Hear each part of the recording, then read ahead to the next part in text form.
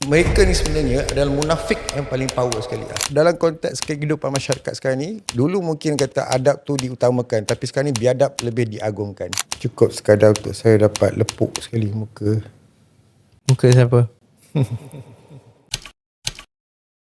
Assalamualaikum warahmatullahi. Bersama saya Ida Ramli dalam podcast kita untuk episod yang pertama, iaitu Nada Bermakna, dengan guest kita yang sangat-sangat tidak asing lagi dalam industri hiburan di Malaysia, iaitu Abang Ikram Dinsley. Apa khabar bang? Alhamdulillah sihat. Jadi abang sepanjang Ramadan ni macam mana? Okey. Bagi saya satu Ramadan yang kelainan berbeza dengan tahun-tahun yang sebelum ni. Kenapa? Dia membuatkan satu injakulasi dalam hidup. Okey. Kurang je. Dia buat satu surprisingly dia punya tema tahun ni. Okey. Banyak benda yang berlaku, perubahan daripada kehuru-haraan tu menjadi satu benda yang satu kemanisan di sebalik kehuru-haraan itu. Apa yang huru-hara tu bang? Yalah, seperti yang mana kita lihat sebelum ni kan, kan ada Prince Chicky Dinsley, ada IQ Dinsley. So to get back as Ikram Dinsley yang pertama kali dalam podcast, selama ni tak pernah wujud pun Ikram Dinsley. Baikkan daripada IQ Dinsley ataupun Prince Chicky Dinsley. Sebab bagi saya benda tu tak perlu, saya tak nak ada kewujudan Ikram Dinsley lagi dalam arena seni. Oh, kenapa? Sebab untuk menjadi seorang Ikram Dinsley ataupun selebritinya Ikram Dinsley tu perlu ada watak-watak ataupun attitude ataupun personality yang angkuh, bongkak, sombong, takbur, ujuk, semua cukup lah kan, sebagai seorang yang rasa macam megah, macam bagus, hebat. Sedangkan benda tu tak sedar benda tu berlaku. Jadi benda tu untuk dapatkan balik, bila orang kata bila nak berlakon balik, bila nak start berlakon balik, bila nak ni, saya risau. Saya risau untuk menjadi seorang Ikram Dinsley yang dulu, yang mana boleh hilang jati diri, yang boleh menjadi seorang anak yang derhaka, tak balik kampung. Oh, sebab apa tak balik kampung? Sibuk. Busy. Dan terlalu mengejarkan dunia glamour ni. Dan apabila dunia glamour ni ada satu benda, satu vibe tau. Bila kita dapat satu wahyu ataupun ibarat macam wahyu lah. Ketika itu akan berlaku satu anjakan ataupun satu perubahan dalam kehidupan. Yang sukar untuk diceritakan melalui kata-kata. Namun benda tu ibarat seperti angin yang lalu, namun memberikan satu hembusan yang syahdu. Jadi sebelum tu bang, saya nak tanya, macam mana abang boleh menceburkan diri dalam bidang seni, dalam industri lakonan untuk, saya rasa 20 tahun yang lalu kot? 20 tahun. Ikutkan saya sebenarnya asalnya benda tu, macam mana cakap, saya belajar dengan saya memang basic seni tu memang ada dalam family. Macam arwah papa di studio, arwah kakak dulu penari, ada grup tarian apa semua. Jadi exposure tu memang ada. Cumanya bila dalam dunia industri itself, benda tu mendapat keterbukaan apabila masa zaman sekolah dulu tengok magazine kan, TV ke apa semua kan, one day aku akan kat depan ni, tu situ lah. So, letak kat situ je. Mana bermula dengan angan-angan dulu lah. Dia tak ada angan-angan, tak ada. Dia cuma letak je. Dapat satu hari nanti aku akan kat depan cover ni. Tapi tak ada pernah terfikir pun nak pergi, tak ada. Cuma permulaan tu berlaku apabila ada masuk mangga ketika tu, berenang untuk kesihatan. Jadi benda tu dapat satu panggilan untuk menjadikan grup millennial, grup boy bands. Di KL, offer datang kat Ipoh. Dan satu benda untuk lonjakkan diri lah. Sekejap, boy band maksudnya abang boleh menyanyi? Tak adalah. Macam zaman tu kan ada satu boy band yang konon-konon nak muka-muka jambu semua tu. Jadi diorang nak satu grup yang 5 orang. Nyanyi boleh, tapi dia akan mengundang hujan yang durjana lah. Faham? So benda tu berlaku, dan satu benda point untuk keluar daripada Ipoh. Sebab Ipoh ni saya dapat rasakan satu bandar yang agak dia kan bandar nombor 7 pencen terbaik di dunia. Jadi mendap dia boleh tahan. Tapi saya dapat rasakan ada sesuatu di luar sana tu, di Kuala Lumpur, untuk berhijrah dan menerajui apa lagi persoalan tentang kehidupan, kenapa dan mengapa dalam kehidupan. Faham. Jadi satu persoalan yang saya selalu tertanya-tanya kan, waktu abang ceburkan diri dalam bidang lakonan kan. Siapa yang ambil abang sebagai seorang pelakon? Sebab saya tengok filem abang pun Dunia Baru, Evolusi KL Drift ataupun Legenda Budak Setan kan. Itu yang setahu saya lah. Bisa. Belum masuk drama-drama yang mungkin saya belum nak explore. Dan abang pun dulu quite famous juga sebenarnya. Betul tak? Okay. Nak kata famous tu wallahualam lah. Tak pernah letakkan diri sebagai seorang yang famous. Namun apa yang diperkatakan oleh orang ramai ataupun sekeliling lah. Kau ni sebenarnya top 20, top 20, betul? top 10. Apa yang top 10 dia? And for me tak rasa apa-apa pun bro. Okay. Tak pernah rasa pun dunia saya berada di tahap yang glamour ke tahap itu, tak ada. Cuma benda tu berlaku tanpa sedar, di mana saya tak pernah ada istilah membodek, tak erti. Okay. Tak erti nak bodek producer ke, tak erti nak bodek pengarah ke, tak ada. Dia go lebih senang dikatakan susunan daripada Allah SWT lah. Benda tu. Sebab nak kata baik tu taklah baik mana. Nak kata pandai berlakon tu pun tak hebat mana pun. Okay. Tak pernah award apa-apa pun. Tak pernah jadi sebagai orang kata pelakon terbaik ke pelakon harapan, tak ada pun. Tapi alhamdulillah mungkin ada sesuatu yang Allah kurniakan pada saya untuk bagi seorang pelakon tu, saya tak sedar, dalam tak sedar tu berlakunya satu penjiwaan yang tak sengaja. Jadi memikat hati penonton untuk menyukai watak-watak yang saya lakukan selama ni. Itulah. Tak maaf bang. Kuat-kuat ke Shopee. Jadi satu yang saya tertanya juga kan, kenapa abang tinggalkan dunia lakonan? Sebab saya rasa abang memang obviously muka jambu time tu kan, ramai peminat kan, kira handsome lah. Betul handsome tak abang Ikram Dinsley waktu muda? Jadi handsome. Jadi peminat ramai. Sebab saya tengok juga orang edit-edit muka abang kan, Ikram Dinsley yang dulu. Lepas tu ramai komen, aku minat betul kat dia, aku tu crush aku macam tu. Kira macam Oppa punya level lah kan. Oppa. Jadi kenapa abang tinggalkan dunia lakonan sedangkan abang tengah peak? Dia macam tiba-tiba hilang macam tu kan. Dia bukan nak kata tinggalkan, cuma meletakkan ke tepi sebagai seorang selebriti tu. Meletakkan gelaran selebriti tu di satu kompartmen yang lain sejenak. Okay, sebab macam mana KJ letakkan apa, berhenti sekejap, rehat sekejap kan. Lebih kurang macam tu lebih kurangnya. Sebabnya punca daripada bila arwah papa meninggal. Okay. Kan, jadi benda tu sebelum tu sebenarnya papa sakit, nazak, lepas tu papa meninggal.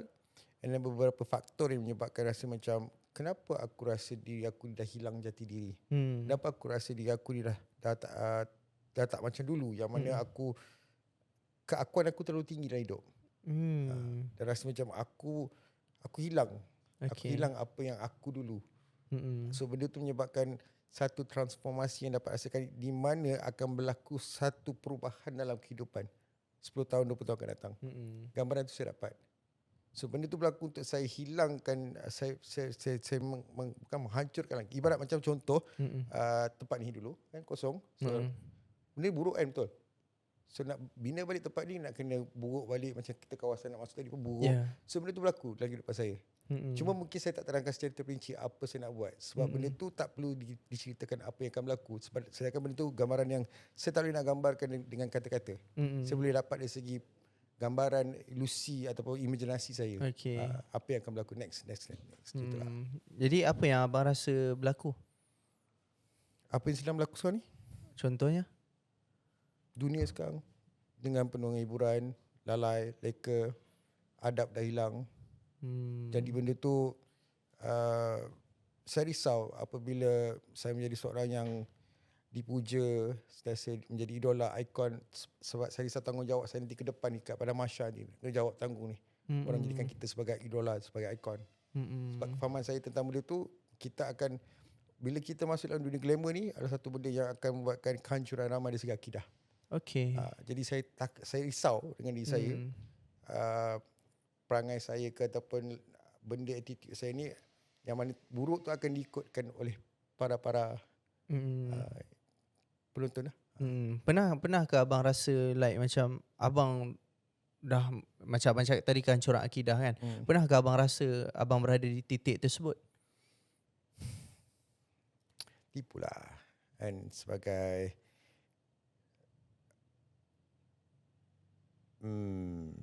yalah, sebagai seorang pelakon kan, kita nak tahu watak perwatakan, kita nak kaji tentang benda yang alam di sebalik mata. Okay. Kan, benda-benda macam tu nak buka pun aib kan. Jadi Okay. salah satu faktor jugalah kenapa saya menghindarkan diri saya supaya tidak menjadi seorang selebriti lagi juga. Benda tu kalau nak sekiranya nak terangkan, tak semua boleh terima. Terutamanya pada, yalah, saya masih ada mama saya kan, yang perlu saya jagakan air muka dia. Dan ada juga perkara-perkara yang saya rasa tak perlu nak saya ceritakan sini. Faham. Sebab ada benda yang dalam industri ni, dalam dunia selebriti ni atau dunia glamour ni, bukan kata semuanya buruk, tak ada. Tapi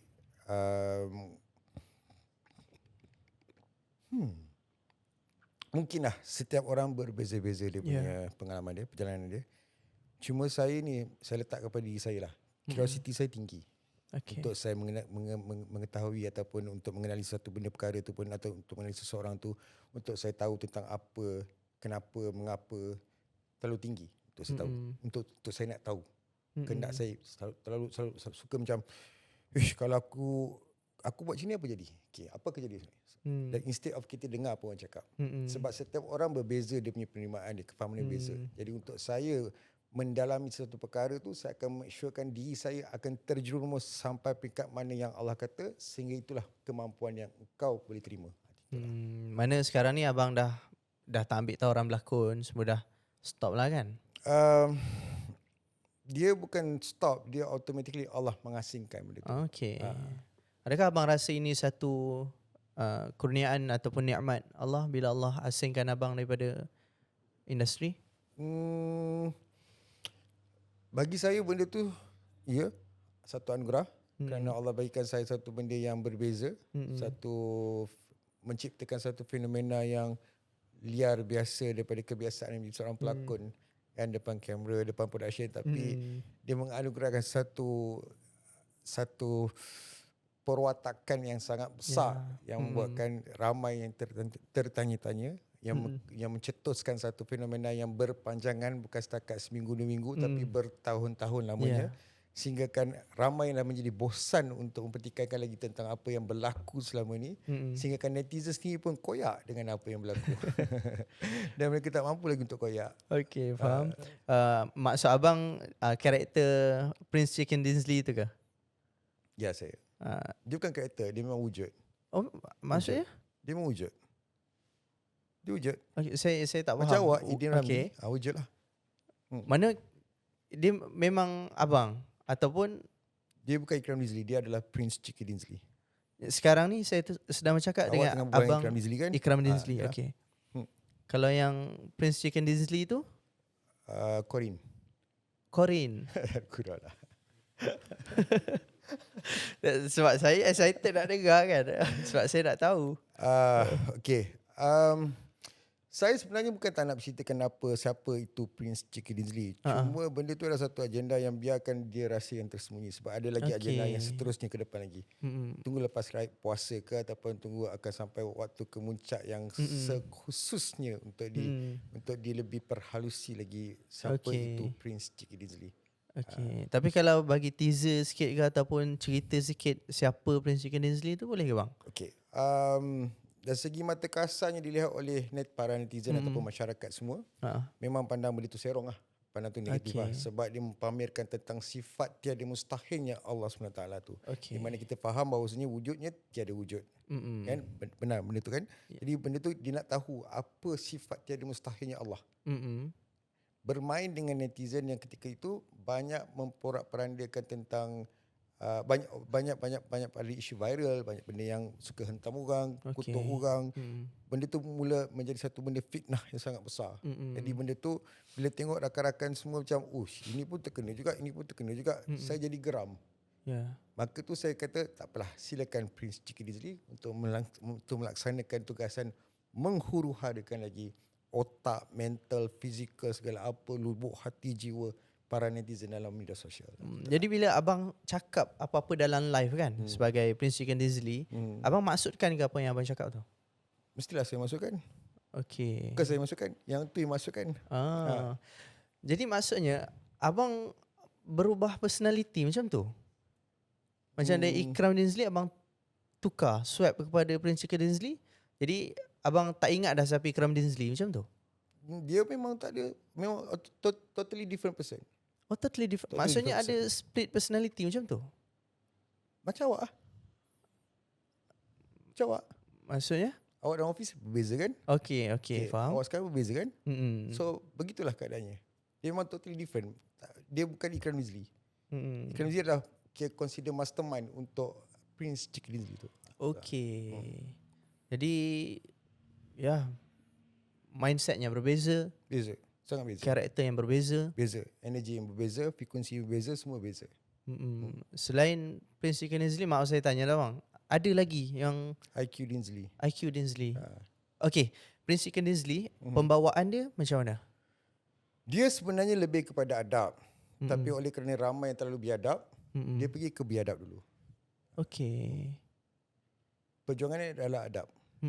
Mengajak orang untuk menjadi orang yang beradab. Ya. Sebab dalam konteks kehidupan masyarakat sekarang ni, dulu mungkin kata adab tu diutamakan, tapi sekarang ni biadab lebih diagungkan berbanding dengan adab.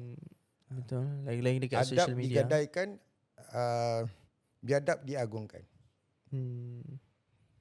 Contoh yang abang nampak? Ramai, sangat ramai sekarang ni. Kita boleh nampak lah bila kita baca komen-komen kat dalam media sosial sekarang ni kan. Benda tu macam ibarat kau adalah aku, sedangkan aku adalah kau, tapi kau tak sedar kau bukan aku. Macam lah, lebih kurang lah. So benda tu ibarat macam kau hidup dengan aku ni. Kau jadi aku punya kuli batak, kau jadi aku punya pecacai apa semua, untuk tahu semua benda apa punya kegiatan. Sedangkan kau tak tahu apa kena mana pun. Disebabkan kau punya delusional dalam hidup kau tu, yang kau ada narsistik tu, kau berimajinasi, berilusi untuk mengatakan, oh diri kau sama dengan aku. Itu yang berlaku dalam komentar. So oleh kerana mental, fizikal mereka tak boleh nak berkawal secara beradab, maka berlakulah benda-benda yang timbul fitnah, hentaman, kecam, semua benda tu. Abang rasa macam mana nak ajar dengan komen-komen yang tak beradab ni? Dia ada pula kelompok yang suka membaca komen-komen ni juga. Yang mana yang jenis yang duduk berdiam-diam, yang mana ada stres pasal kerja, yang mana educated, yang mana berilmu, dia orang suka baca benda tu sebab boleh dapatkan, boleh melihat kebodohan masyarakat ataupun netizen yang kita boleh nampak, kau ni sebenarnya adalah benda yang komen tu memberikan satu cabang yang bernas, tapi ada juga cabang yang bodoh juga kau ni kan sebenarnya. Tapi benda tu menjadi satu lawak jenaka sebab bila baca komen yang bodoh-bodoh ni semua, kita boleh tengok, oh ini tahap level kau sebenarnya. Dan satu hiburan yang buatkan kita rasa, oh, sebenarnya itulah kepelbagaian manusia. Dan dari situ kita boleh tahu tentang sifat-sifatnya manusia. Secara tak langsung kita dapat tahu juga tentang sifat-sifat Allah. Kan? Sebab kita nak kenal Allah tu, kena kenal diri kita dulu. Baru kenal Allah, benar. Tapi nak kenal lebih dalam lagi sifat Allah, manusia lah. Sebab yang menciptanya Allah SWT. Kan? Mustahil tak mustahilnya pun Allah yang menciptakannya benda tu. Baik dan buruk semuanya daripada dalam kata sifatnya manusia tu. Jadi bila saya fahamkan tentang orang kata pasal baik dan buruk, orang tahu pasal baik buruk, tapi saya lebih suka tentang dan berbanding dengan baik buruk. Okay. Untuk IQ Dinsley kan, itu pembawaan dia macam mana pula bang? Macam IQ Dinsley tu dia more pada think IQ, remember me, iki comel anja. Macam tu lebih kurang lah. Dia macam mengusik-usik manja. Okay. Sebab dia gabungan di antara Ikram Dinsley dengan Prince Chicken Dinsley. So kenakalan Prince Chicken Dinsley tu dengan kenakalan Ikram Dinsley digabungkan untuk mencetuskan pemikiran yang lebih waras berbanding dengan Prince Chicken Dinsley. Kalau Prince Chicken Dinsley, dia deep. Okay. Dia banyak benda-benda ayat yang agak, yalah, deep. Sebab dia dapat daripada Langkawi punya vibe. Wujudnya Prince Chicken Dinsley di Langkawi. Oh, Ada Langkawi. Langkawi, Pulau Langkawi. Pulau Langkawi. Macam mana? Masa tu saya tengah nak buka nasi ayam. Masa tengah renovation tu, saya punya style, saya suka macam ni kan. Okay. Saya takkan biar itu kotor. Renovation tu saya akan, habis dia construction tu balik, saya akan cuci benda ni. So dia akan bersih balik, esok akan kotor. So every day saya akan buat benda sama. Tu saya dapatkan ilham illustration apa yang saya nak, imaginasi tu. Okay. Itu saya. So in between that berlaku peralihan. Tanpa saya sedar, tapi benda tu macam sekilas begitu je. Tapi nak cerita lebih dalam pun susah juga, sebab benda ni dia akan orang kata kau ni apa ni kan, sebenarnya kau kacip ke apa. Itu lebih kurang cerita kan. Tapi benda ni siapa yang tahu je tahu. Bila kita dapat angin Langkawi tu di lain sikit lah. Jadi bila abang menjadi Prince Chicken Dinsley, IQ Dinsley kan, macam mana abang, mungkin family ada bertanya kan, family okey ke Ikram kan, family bertanya, jadi macam mana abang respon? Sebab tu saya kata, saya bersyukur Alhamdulillah apabila saya letak put aside Ikram Dinsley ke tepi, dapat mengasingkan diri daripada orang ramai, especially family, kawan-kawan pun semua, untuk melihat siapa yang benar-benar ikhlas dengan kita, siapa yang benar-benar ikhlas menerima kita apabila kita berada satu titik yang orang kata titik terbawah. Okay. Kan, apabila kita melonjak nama sebagai popular, orang kata nampak bergaya, nampak semua, orang ramai nak dekat. Dan kita tahu sama ada benda tu ikhlas ke mereka berdampingan ataupun mereka ambil kesempatan atas apa yang kita ada masa ketika itu. Jadi bila saya fahamkan, sebab dulu orang kata people change. Saya cuba nak fahamkan apa yang masukkan people change tu. So bila saya tempuhi satu fasa di mana tak ada Allah asingkan, tak ada data orang berlakon, tak ada apa semua, dan boleh nampak satu persatu kehilangan. Contohnya? Contoh banyak. Kawan-kawan semilang lah, Kawan-kawan artis. Kawan-kawan artis mungkin busy lah. Kawan-kawan biasa semua lepas semua hilang. Family asingkan ketika itu, ketika viral yang pertama yang di mana melodi masa tu TV3 berlaku yang konon-kononnya saya hina, kononnya Ikram Dinsley menghina Nabi. Okay. Benda tu satu benda yang sangat besar, impact dia sangat besar. Itu sangat-sangat besar, fitnah yang sangat besar yang saya terima dengan redanya, dengan Alhamdulillah, membuatkan satu benda yang sangat besar lah untuk saya fahamkan bahawasanya kau adalah hamba yang hina. Macam tu lah. Okay. Apa yang abang rasa time tu? Bayangkanlah satu Malaysia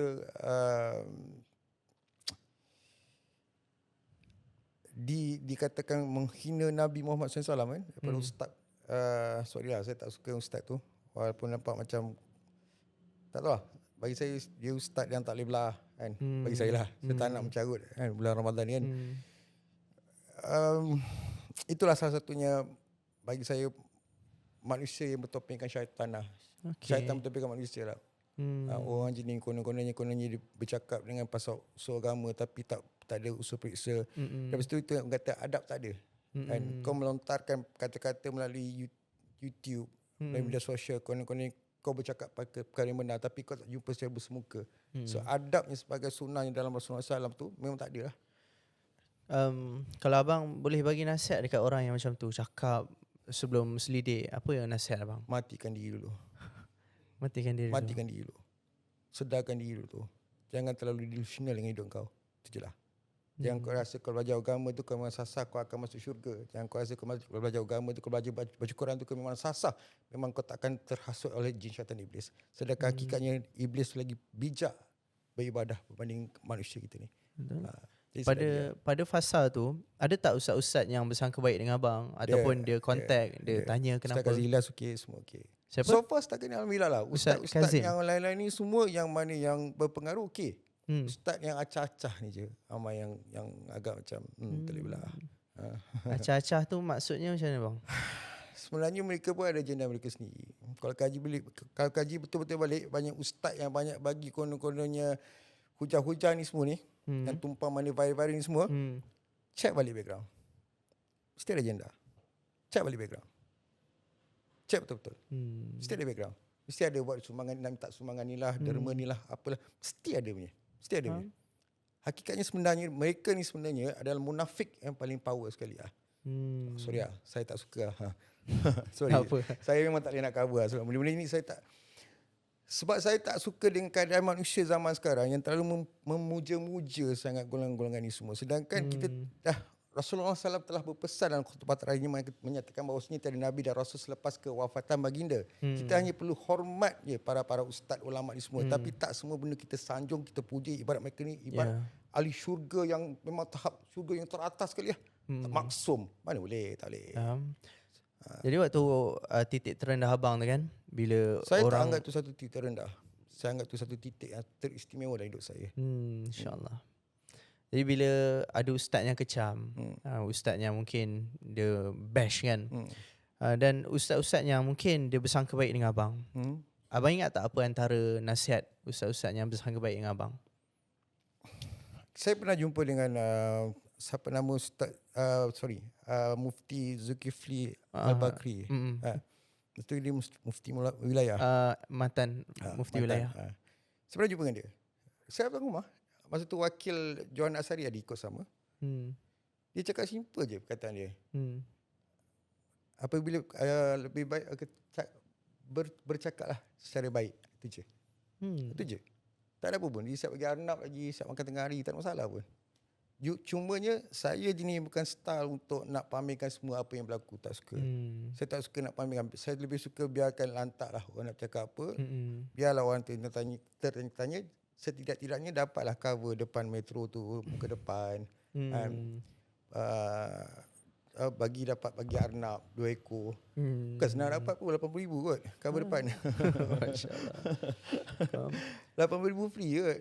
Kan? Cuba dapat kat metro tu tanya berapa harga dia untuk cover depan. Ruang utama. Mahal bro. Jadi Ikram Dizli berjaya buat 2 kali cover depan kot bro. Itu cerita pasal apa tu?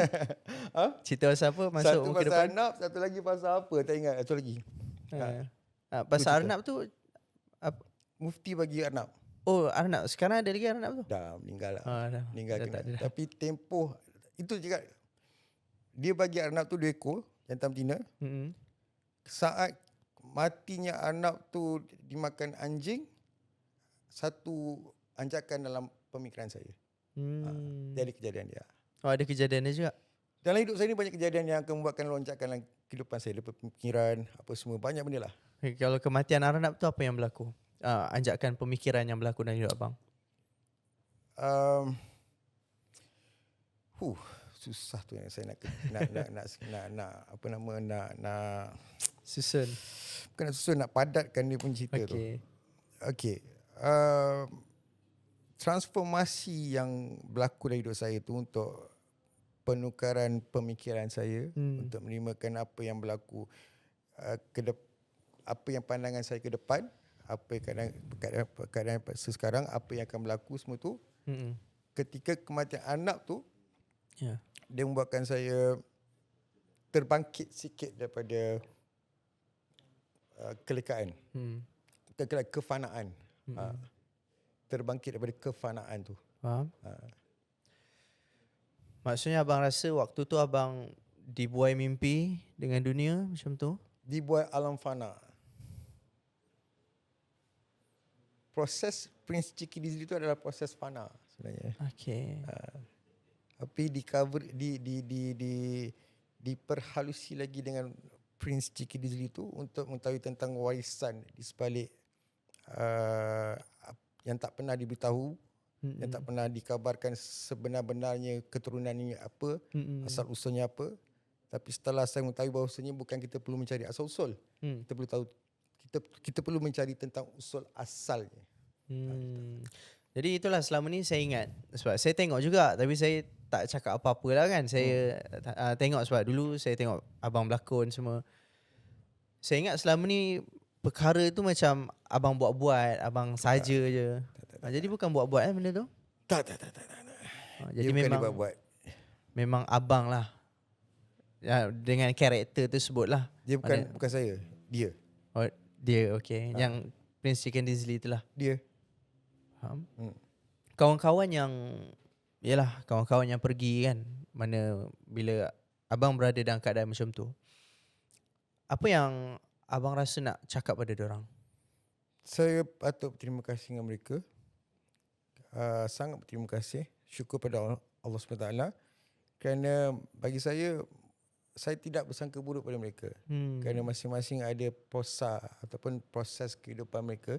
Dan itu salah satu benda Allah nak bagi saya ruang yang lebih luas lagi untuk mengenali tentang kehidupan. Dan Alhamdulillah juga daripada situ, bila saya tak masuk dalam selebriti, saya belajar tentang bisnes. Saya berhijrahkan ke Kota Singa ataupun Singapura untuk belajar tentang bisnes. Jadi benda tu saya bersyukur sebab proses dalam kehidupan kita ni people come and go. Jadi setiap tahun, setiap manusia yang hadir dalam hidup kita tu adalah satu anugerah yang Allah bagi kepada kita. And jadi saya berterima kasih kerana setiap insan yang pernah wujud dalam hidup kehidupan saya sebab sewaktu menjadi Ikram Nizli tu, tanpa mereka juga takkan wujudnya Ikram Nizli. Itulah. Basically ialah manusia datang dan pergi kan. Ya. Dan kita pun tak boleh nak kawal siapa yang nak datang dan nak pergi dalam hidup kita kan. Namun Ikram Nizli akan meninggalkan kesan sehingga mati. Itulah. Tak apa. Biar dia mereka pergi, tapi kata pahat di hati cukup. Faham. Yang penting mati nanti datang sehingga buat doa je cukup. Settle. Jadi waktu abang jadi pelakon kan, tiba-tiba Saya. nak tanya kan, mungkin ada pengalaman-pengalaman dengan peminat. Like, apa pengalaman yang abang paling ingat sekali bila peminat nampak abang? Reaction dia orang lah kan. Banyak je benda-benda yang menarik jugalah. Yang paling best sekali apabila kita minta sesuatu dapat lah. Itulah. Okay. Contoh macam pergi Brunei kan, dapat benda-benda yang yalah yang orang lain mungkin tak dapat. So kalau kata contoh pergi kampung ke mana-mana ke, kalau kita nak tu benda-benda antik tu lah senang dapat. Kalau macam jerit-jerit tu adalah juga, tapi saya macam fikir benda tu budak-budak kan. Cuma budak sekolah. Sebab alhamdulillah sebagai Ikram Nizli, saya bukan nak kata saya bagus, tak adalah, tapi peminat tu saya tak suka kata peminat, sebab tu saya tak pernah ada fan club. Okay. Oh, abang tak pernah ada fan club? Tak suka. Saya tak suka anggap tu sebagai peminat. Sebab peminat ni saya rasa satu penyakit. Saya lebih suka kata sahabat lah. Kerana bila peminat ni, beban tu kita akan tampung sebab mereka akan nak ikut kehendak mereka. Saya tak suka. Faham. Itu dulu. Kalau sekarang pula, bila orang nampak abang, macam mana reaction orang? Alhamdulillah. Tak tahu lah saya nak ikut benda ni. Alhamdulillah bagi saya, alhamdulillah. Sebab apa yang dunia lakonan, sejarah 16 tahun Ikram Nizli sebagai seorang pelakon dengan fenomena Prince Chiki Nizli, dicampur adukkan benda tu, dia dah jadi macam keliru dah. Dan sebab ada yang tengok pada TikTok, ada yang tengok pada lakonan evolusi KL Drift. So benda tu dah bercampur bau. Secara tak langsung, berbandingan sebelum ni, saya dapat kelompok yang dibenci, tapi almost separuh menjadi sahabat rupa. Alhamdulillah lah. Faham? Ada ke peminat nak ajak kahwin ke? Bukan ajak kahwin, ajak main pun ada. Oh, Masya Allah. Gurau-gurau.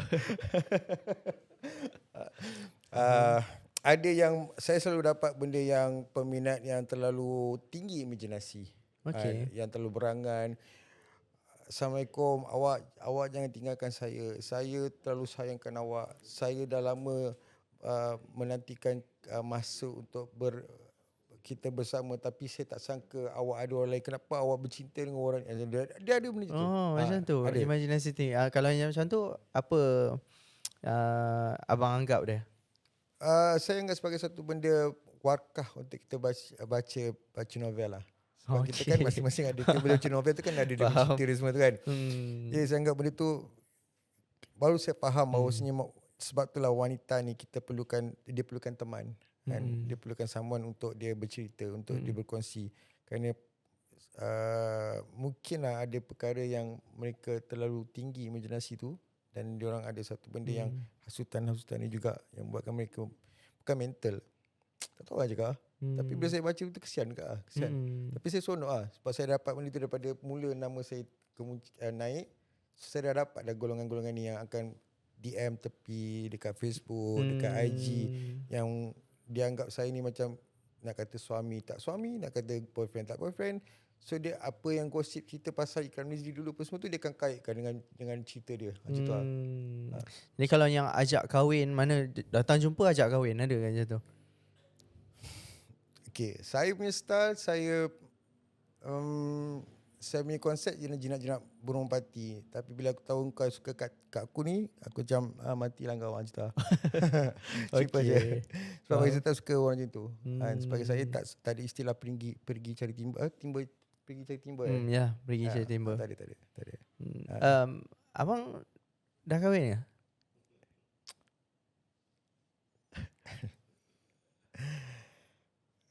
Halal ke haram? Dah kurang. Alhamdulillah belum lagi. Oh, belum kahwin. Um, kenapa abang tak ada plan nak kahwin ke? Ada. Ah, Hmm. bila? Bila sampai saatnya mati. Maksudnya dah ada pilihan hati ke? Okay, sebenarnya bukan saya tak ada pilihan hati. Saya pernah berikan ruang 3 kali dalam hidup saya.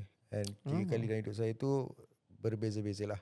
Cuma yang kali terakhir tu membuatkan saya rasa macam saya nakkan seorang yang bertudung.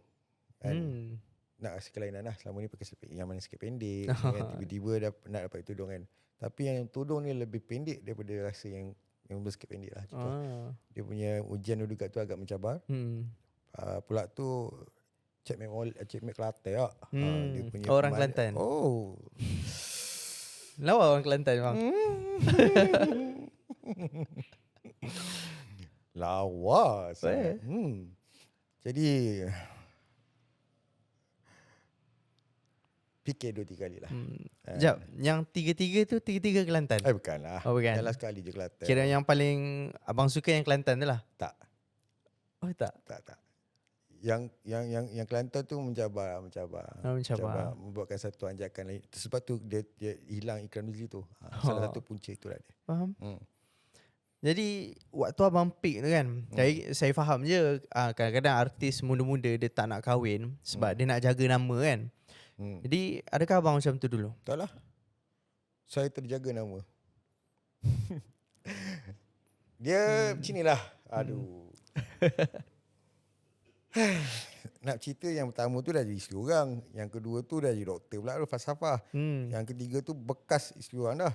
Kan? Jadi macam mana cakap yang pertama tu sebenarnya BFF lah, kawan baik lah. Kan? Tapi sebab ada satu kejadian tu buat saya sedar macam tak boleh ni. Kan? Yang kedua ni pula sebab dia bangsa bukan Melayu. Kan? Okay. Jadi dia pula pemikiran beza. Dan orang apa cakap bangsa ni lain sikit. Dan kalau kita buat benda tu tak baik, dia akan ingat sampai mati. Jadi saya fikir balik, dia pun nak pergi ke luar negara untuk melebarkan lagi sayap dia. Tak nak jadi alasan untuk kita, alasan dia tak pergi jauh. Dan ketika tu pula terkenal pula Cik Mek Kelantan ni. Cik Mek Kelantan ni kira macam kan nak cakap yalah kan. So benda tu berlaku, ingatkan satu benda yang kita rasa bila bertudung ni lain lah. Kita rasa kan lain kan. Tapi memang dia bagi lain macam punya. Lain macam dia punya yang memang lain macam lah. Impact dia sampai saya hilang masuk Sungai Bil juga 3 bulan 5 bulan. Dan itu punca juga saya nak hilangkan diri saya sebagai Kranzi lah.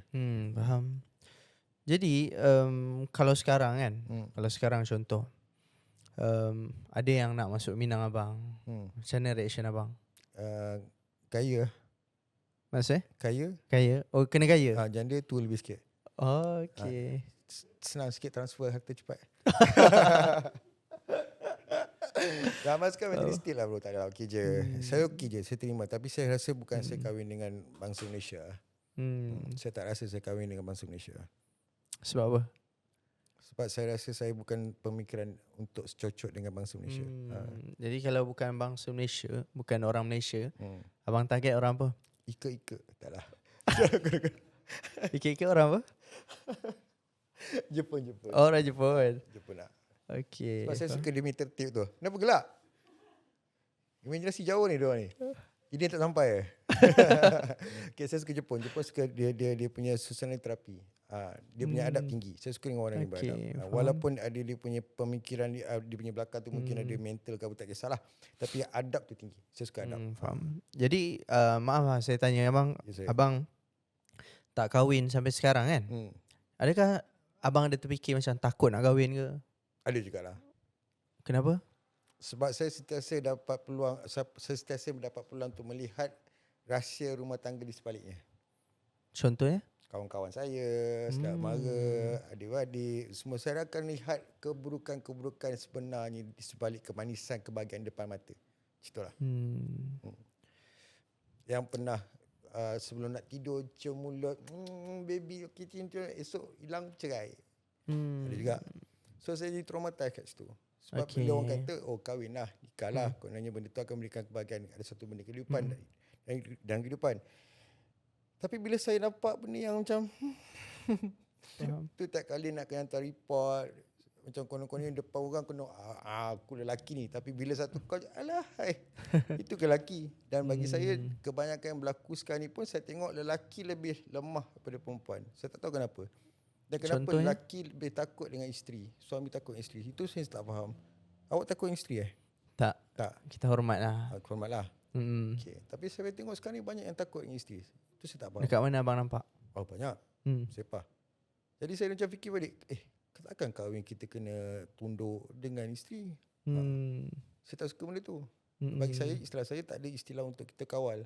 Tapi sama-sama bekerjasama, ya. Faham? Jadi benda tu saya agak reserve lagi satu ruangan untuk saya terima sebagai seorang isteri.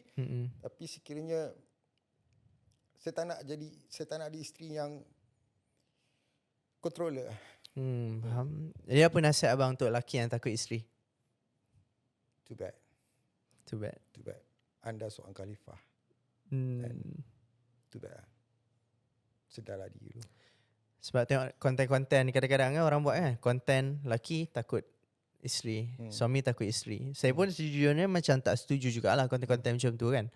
Kadang-kadang bila saya tengok macam kenapa mesti buat konten macam ni, kenapa nak mempromosikan budaya suami takut isteri kan. Ya, sebab dia akan jadi ikutan. Sebab yang tengok konten kita budak-budak, mereka yang belum kahwin. Jadi budak-budak ni dia akan ada satu expectation, kalau aku kahwin nanti laki aku akan takut dengan aku.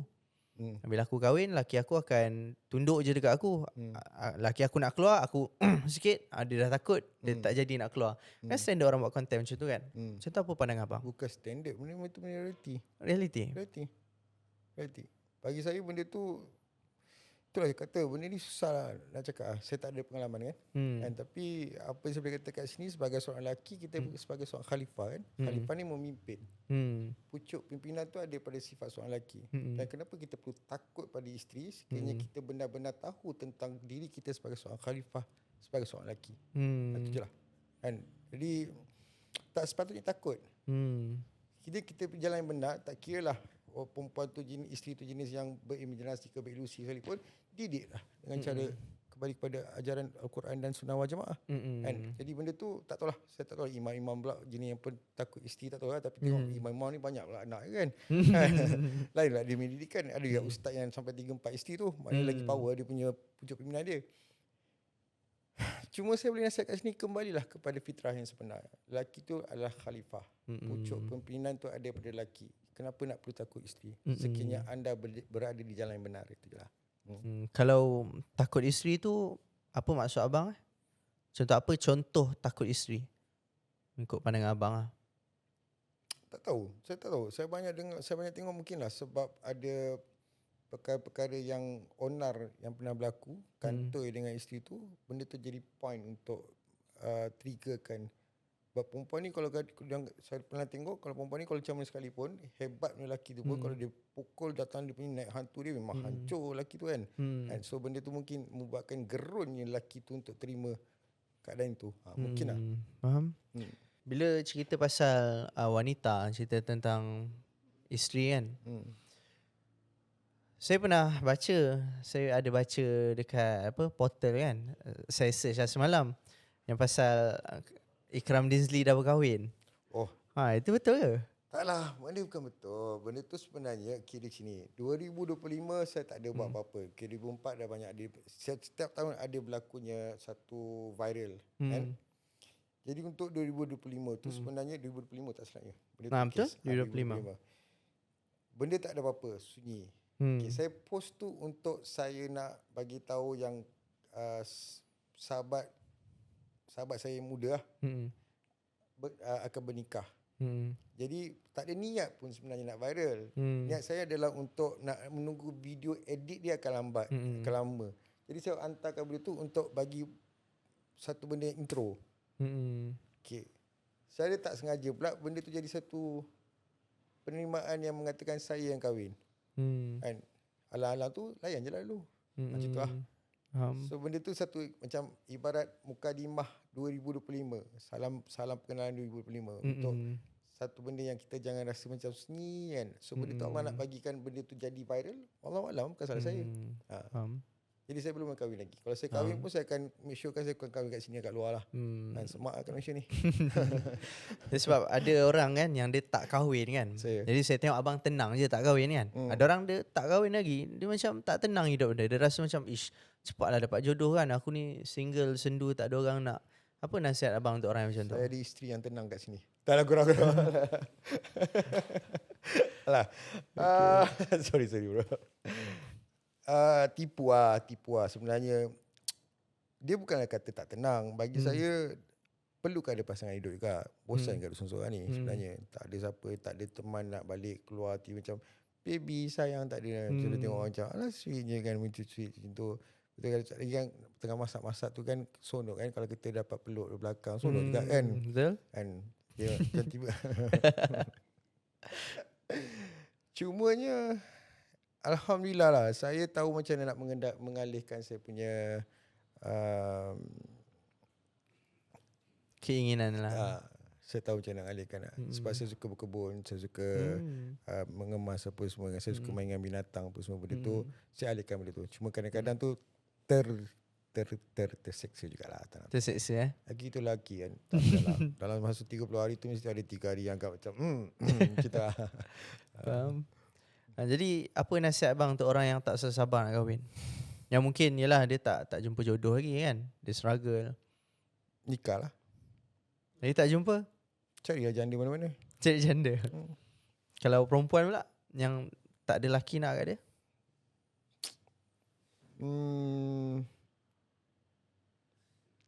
Tahu saya nak cakap. Sebab masing-masing kan benda ni. Kadang jodoh ni tak boleh nak kata juga. And ada kawan saya punya pengalaman dulu, cinta date hari ni, minggu depan tunang, 2 minggu lagi nikah. Ada juga. Jadi benda ni berbalik pada takdir Allah kan. Jadi kalau kita sekiranya kita nak mengharapkan sangat pun tak boleh mengharapkan juga. Apa yang saya boleh kata kat sini, banyakkan berdoa, mohon pada Allah. Dan sekiranya tidak ada jodoh sekalipun, kita ada syurga nanti insyaAllah. InsyaAllah. Abang berapa orang adik-beradik 4 orang. Abang yang yang ketiga. Adik-beradik yang lain buat apa? Yang first arwah kakak dalam kubur. Abang abang nombor 2 ketua kampung. Yang last kali dekat rumah, kat Ipoh. Saya seorang je merantau. InsyaAllah. Sekarang full time kira kerja hakiki abang sebagai apa? Niaga. Oh, niaga. Sambil belajar. Abang niaga apa? Di Kota Singapura. Oh, kiranya abang memang banyak berniaga di Singapura. Jual apa? Jual keripik, Jual keripik, sambal, ayam. Macam mana sambutan? Alhamdulillah. Adakah abang happy dengan apa yang abang buat sekarang? Sangat alhamdulillah. Sebab bila kita masuk dunia perniagaan ni, kita akan belajar banyak benda tentang sifat manusia lagi. Macam mana kita nak meletakkan diri kita sebagai seorang menyantuni untuk orang beli produk kita. And untuk hilangkan ego kita, untuk merendahkan diri kita, untuk hambakan diri kita. Macam mana kita nak jual produk tu dengan bawa benda yang daripada Malaysia ke Singapura, jual. Nak pastikan benda tu habis bukan mudah lah. Tapi benda saya belajar kat situ. Pernah tak abang jual tak habis? Setakat ni alhamdulillah tak pernah tak habis. Kalau tak habis pun sikit je. Cuma dia punya cabaran tu makin lama makin agak mencabar jugalah dengan keadaan ekonomi sekarang ni kan. Tapi alhamdulillah, saya ni ada satu benda yang di mana sekiranya saya buat satu perkara tu, saya akan make sure benda tu akan habis. Ibarat macam sampah yang perlu dibersihkan. Betul lah. Itulah sebab abang kan dari industri seni kan. Abang boleh buat easy money je dengan jadi seorang pelakon kan. Yelah, tapi nak dapat duit berkat pun senang. Sorry? Duit berkat bukan senang. Duit berkat. Oh, duit berkat. Maksudnya? Kalau industri seni maksudnya tak berkat ke macam mana? Wallahualam bisawab. Tak nak cakap berkat tak berkat ni kan Allah tentukan kan. Tapi bila kita dah banyak sangat bergaul dengan masa, tak ada masa dengan yalah, dengan keadaan, dengan persentuhan semua tu. dengan kita punya diri kita pun bukannya baik mana pun kan. Jadi benda tu saya risau. Sebab tu saya nak hilangkan dulu, nak cuci kolam hati, kolam jiwa ni semua. Bila sekiranya saya dapat tawaran berlakon semula, saya tak nak menjadi seperti Ikram Dizli yang dulu. Saya tak akan wujudkan nama Ikram Dizli tu, biarkan satu jenama yang lain untuk letakkan sebagai nama Ikram Dizli tu. Saya akan letakkan sebagai IQ Dizli ke depan supaya saya lebih tidak memandang benda yang belakang. Saya menuju ke depan dan saya ada agenda saya untuk saya lebih bukan setakat dunia industri je, lebih kepada dunia bisnes lah. Sebab saya tengok macam Idin pun dah berjaya pakai BMW, budak muda kan. Ada tim grup, benda ni sangat best. Saya nampak benda ni dah lama dah, cuma saya tak peluang untuk createkan satu tim lagi.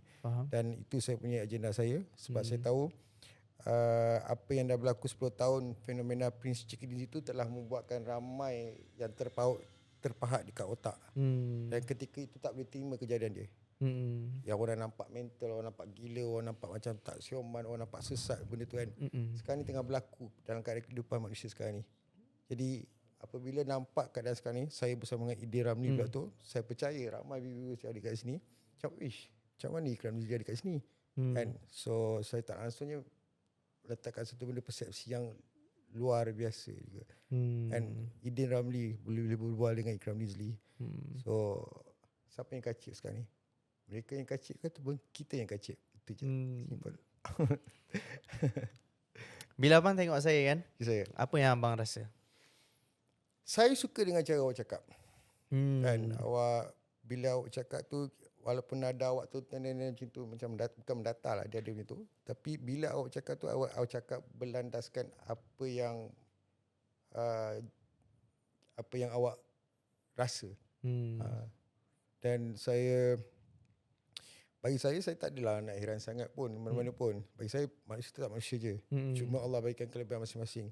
Dan apabila saya berpeluang berjumpa dengan Idin Ramli ni, ini ke Idin Ramli. Jadi benda tu nak kata macam impress sangat tak lah. Saya tak suka jenis taksub dengan orang. Ya, betul. Cukup sekadar saya tahu ini ke orang dia. So saya boleh tahu dia punya vibe, frekuensi kat belakang. Sini rupanya faham lah. Maksudnya abang nampak apa? Rahsia lah. Ada nampak something ke? Ada nampak something ke kat belakang saya ke? Alam sebalik mata ke? Tak. Benda tu terus sekadar lampiran saya.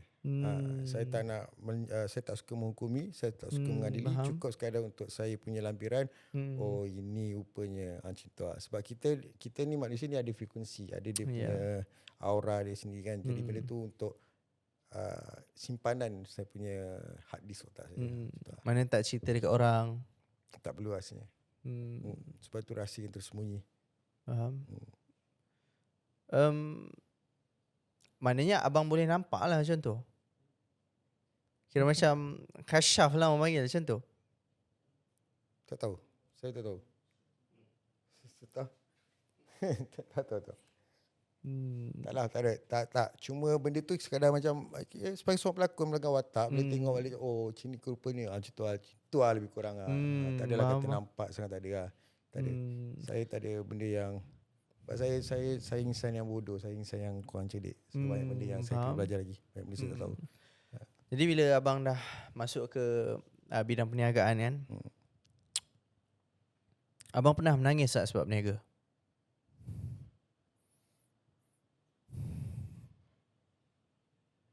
Banyak kali. Kenapa?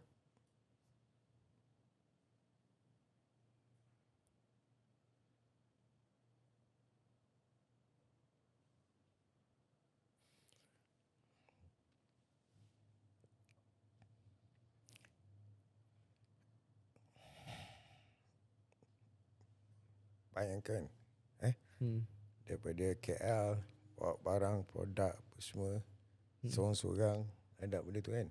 Abang tak ada team? Saya ada rakib dengan atik je mana-mana ni dan malaikat maut.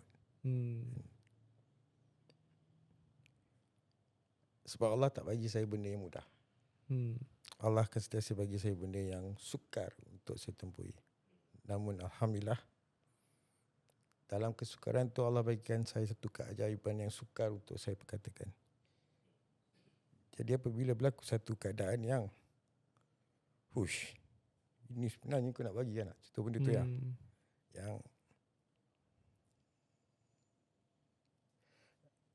Uish, susah. And dia punya gurau sendia tu,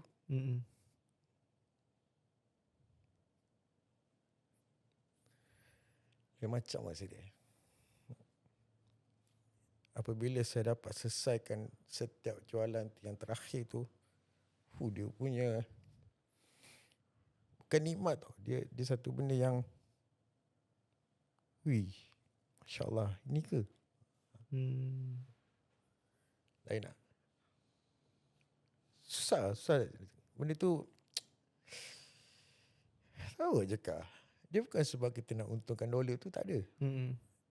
Untungnya apabila Allah kurniakan satu benda yang keajaiban. Yang ini ke sebenarnya? Ini ke dia? Oh, okey, faham? Jadi bila waktunya abang menangis? Sebab yelah meniaga depan orang takkan nak menangis lah kan. Ada juga. Ada juga. Nangis depan orang? Ada. Sebab apa? Tak tahu, dia ada satu benda yang tiba Allah bagi momen yang macam saya ni mudah tersentuh sebenarnya. Jiwa saya ni terlalu sensitif, terlalu comel untuk Itu yang orang tak tahu tu bang. Itu yang orang tak nampak. Abang Ikram Dinsley ni hatinya lembut, jiwanya comel kan tu.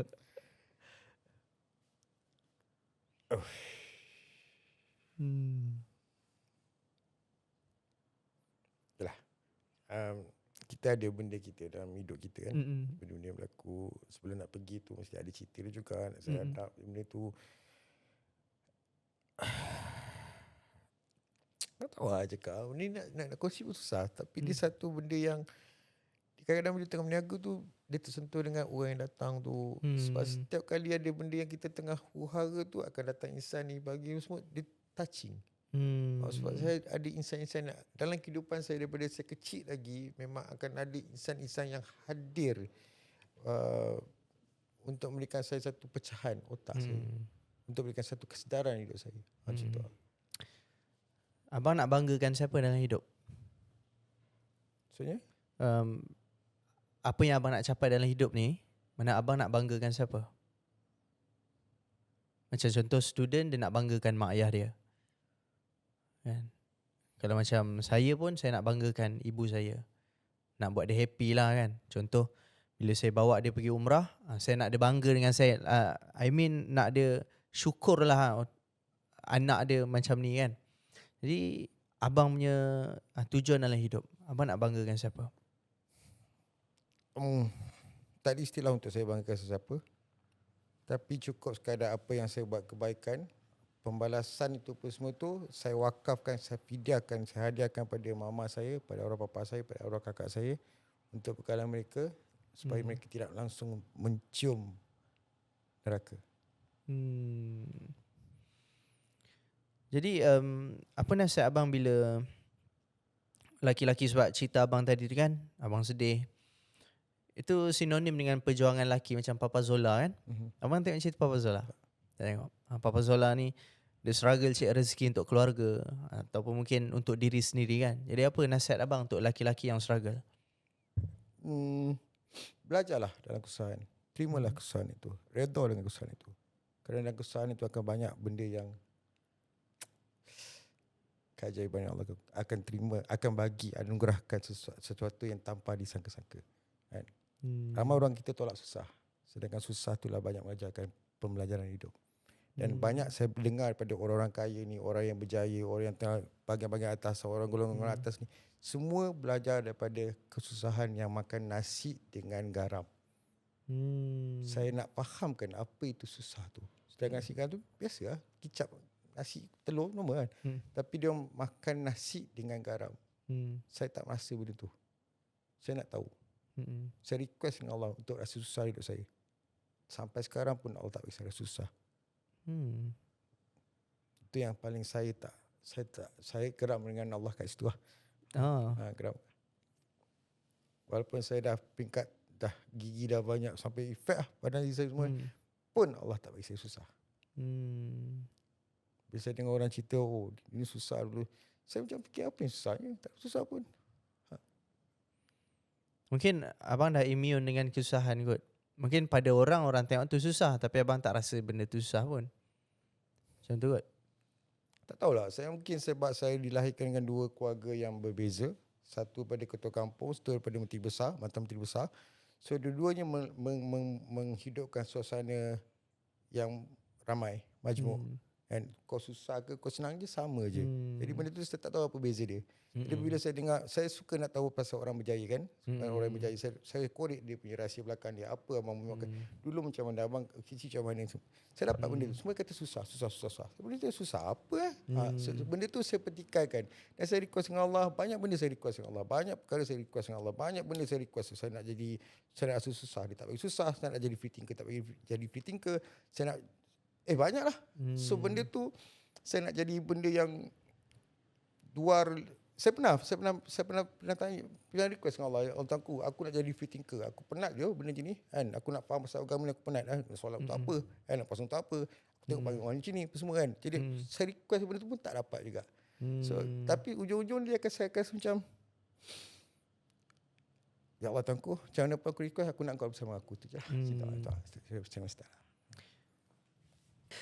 Okay, abang cakap pasal susah tadi kan. Saya kira macam abang ni orang yang redha lah. Bila berhadapan sesuatu tu abang redha. Sebab tu abang tak rasa benda tu susah. Oh itu redha Sebab based on cerita abang tadi, abang struggle juga dengan hidup. Abang berhadapan dengan banyak perkara yang menguji juga. Tapi abang tak rasa benda tu susah, which is very impressive lah perkara tu kan. Jadi saya consider sebagai itulah redha kan. Mana abang terima perkara tu yang buatkan hati abang tenang, dah abang tak rasa benda tu susah. Ya. Jadi apa yang abang lalui sampai abang boleh mencapai level yang macam tu? Mana segala struggle yang abang lalui, orang duk kata macam-macam, abang tak rasa benda tu susah pun? Tak tahu. Saya pun tak tahu. Saya ingat benda tu sebagai satu gurau senda je. Tu je. Gurau senda. Gurau senda takdir dalam hidup. Ya. Tapi bila abang berniaga, kan abang cerita abang menangis banyak kali bila berniaga kan. Adakah itu susah? Tak. Saya rasa itu cabaran yang sangat besar. Cabaran yang menyeronokkan, yang memberikan satu menguji kesabaran, menguji pemikiran, menguji cara bagaimana nak pusing sana pusing sini. Dalam masa sama berkesempatan juga untuk saya berjumpa dengan insan-insan yang memerlukan untuk berujar. Dan bila setiap kali saya tengah berlaku satu benda yang susah nak berita dalam niaga, saya dah macam kelang kabut lah. Jadi saya akan lari kejap keluar. Dalam masa saya keluar tu bukan saya keluar bodoh, tak ada. Walaupun nak keluar esok kerja ke apa semua kan. Tapi akan bertemu dengan insan-insan yang akan berbicara tentang kehidupan yang orang lain tak tahu. Okay, orang lain tak tahu maksudnya? Orang tu orang lah. Orang real lah. Amang vendor saya juga. Tapi saya akan berjumpa orang ni, dia akan cerita. Saya ada satu perangai yang jenis yang boleh tengok orang tu macam, apa ni? Kan? So saya akan dekat, saya akan korek. Saya akan dapat rasakan dia ada masalah. So benda tu lah. Saya ada benda tu. Daripada kecil, daripada remaja saya ada benda tu. Jadi biasa masalah apa yang abang dengar daripada orang? Macam-macam. Antara yang abang ingat sekali? Banyak, sangat banyak. Saya pula ada satu benda yang membuatkan orang tu saya trigger dan dia akan ceritakan benda yang disimpan selama bertahun-tahun lamanya. Saya ada benda tu. Setiap yang mana tadi macam tadi kan. Saya lebih tahu banyak perkara pasal dia detail. Prof. Siapa pun. Mana-mana saya kenal, tak kira lah. Siapa-siapa pun. Kalau sekiranya saya one by one, banyak benda yang orang lain tak tahu, saya akan tahu. Dia akan bercerita? Ada. Pernah satu kejadian ni, di mana ada satu kawan ni nikah, sudah ada cameraman. So cameraman ni bawa adik dia. Okay. Malam lah. Dia orang pergi masuk dalam untuk nak tengok apa next nak shoot kat mana. So tinggal berdua dengan adik ni. Saya dengan budak ni lah. Duduk diam. Malam pukul 12 tu tak silap. Dia semua masuk rumah. Dia macam cakap apa hal tu. Dia macam ni macam bodoh kan. Tak bercakap. Saya mulakan conversation. Assalamualaikum bro. Okay. Oh kakak semua cerita semua. Elok saya sembang tanya birthday bila, cakap kan birthday macam ni sekarang. Oh saya start kira. Oh dia punya campuran cerita dia. Oh wait bro, Bro, masa muda kecil-kecil dulu bro pernah kena rogol So macam itu je. Kan. Saya just main kesekap jarang je kan. Okay. So, dia berlompat bro, dia berlompat gila. Dia lompat. Bro, kenapa? Cakap, mana bro tahu bro cakap kan. Tak lah. Saya main teka je kan. Tak main. Okay. Tak bro, mana bro tahu cakap kan. Kenapa cakap kan? Tak, benda ni berlaku tak pernah siapa pun tahu. Kecuali dia dengan perempuan tu je. Perempuan ni kakak angkat dia. Biasa kan. So macam, serius lah. Tak ada bro, saya gurau je lah. Saya main tangkap, saya saja main teka-teka je. Sejak tu dia buka cerita. So dia kata bro, saya tak pernah tahu, siapa pun tak pernah tahu benda ni berlaku. Saya simpan diri saya sendiri. Cakap, oh no wonder lah bro kurus dia kata tu kan. Yelah bro cakap sebab benda ni aib kan. Dia tak boleh nak cerita ke orang, tak nak cerita ke orang, dia simpan kan. So okay lah, saya macam fikir lah, cerita tak ada apa lah bro, benda terlepas pun kan. So saya macam okay. Selang beberapa bulan lepas tu meninggal. Mati kelemasan. Budak tu. Mati lemas. Start tu saya dah kurang nak kaji orang. Jadi sebelum tu memang selalu kaji orang. Sampai sekarang pun samanya. Itu yang berlaku dalam media sosial. Saya suka nak tahu. Tak tahu lah, bukanlah kata nak tahu pasal orang, tak ada. Saya nak tahu sifat seseorang tu. Sekiranya ada benda yang buatkan saya interesting to know, benda yang membuatkan satu persoalan yang siapa dia ni saya akan usahalah untuk menyelnapi di sebalik seseorang tu. Jadi selama perjuangan abang nak mengenali orang, kira macam sebagai Prince Dinsley, nak mengajar adab kepada orang, apa DM yang abang biasa dapat? Tak ada lah, direct message je lah.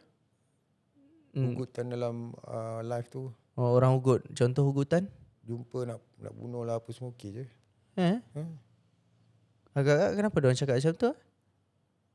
Tak tahu. Tak tanya ke? Tak perlu saya tahu pun. Saya cabar lagi. Datang lah. Cari lah. Padahal Tak datang pun? tak ada. Setakat ni alhamdulillah saya pergi mana sorang-sorang. Tak ada isu apa-apa. Okey je. Ada makan free pun dapat kat banyak kan. Orang bagi makan free?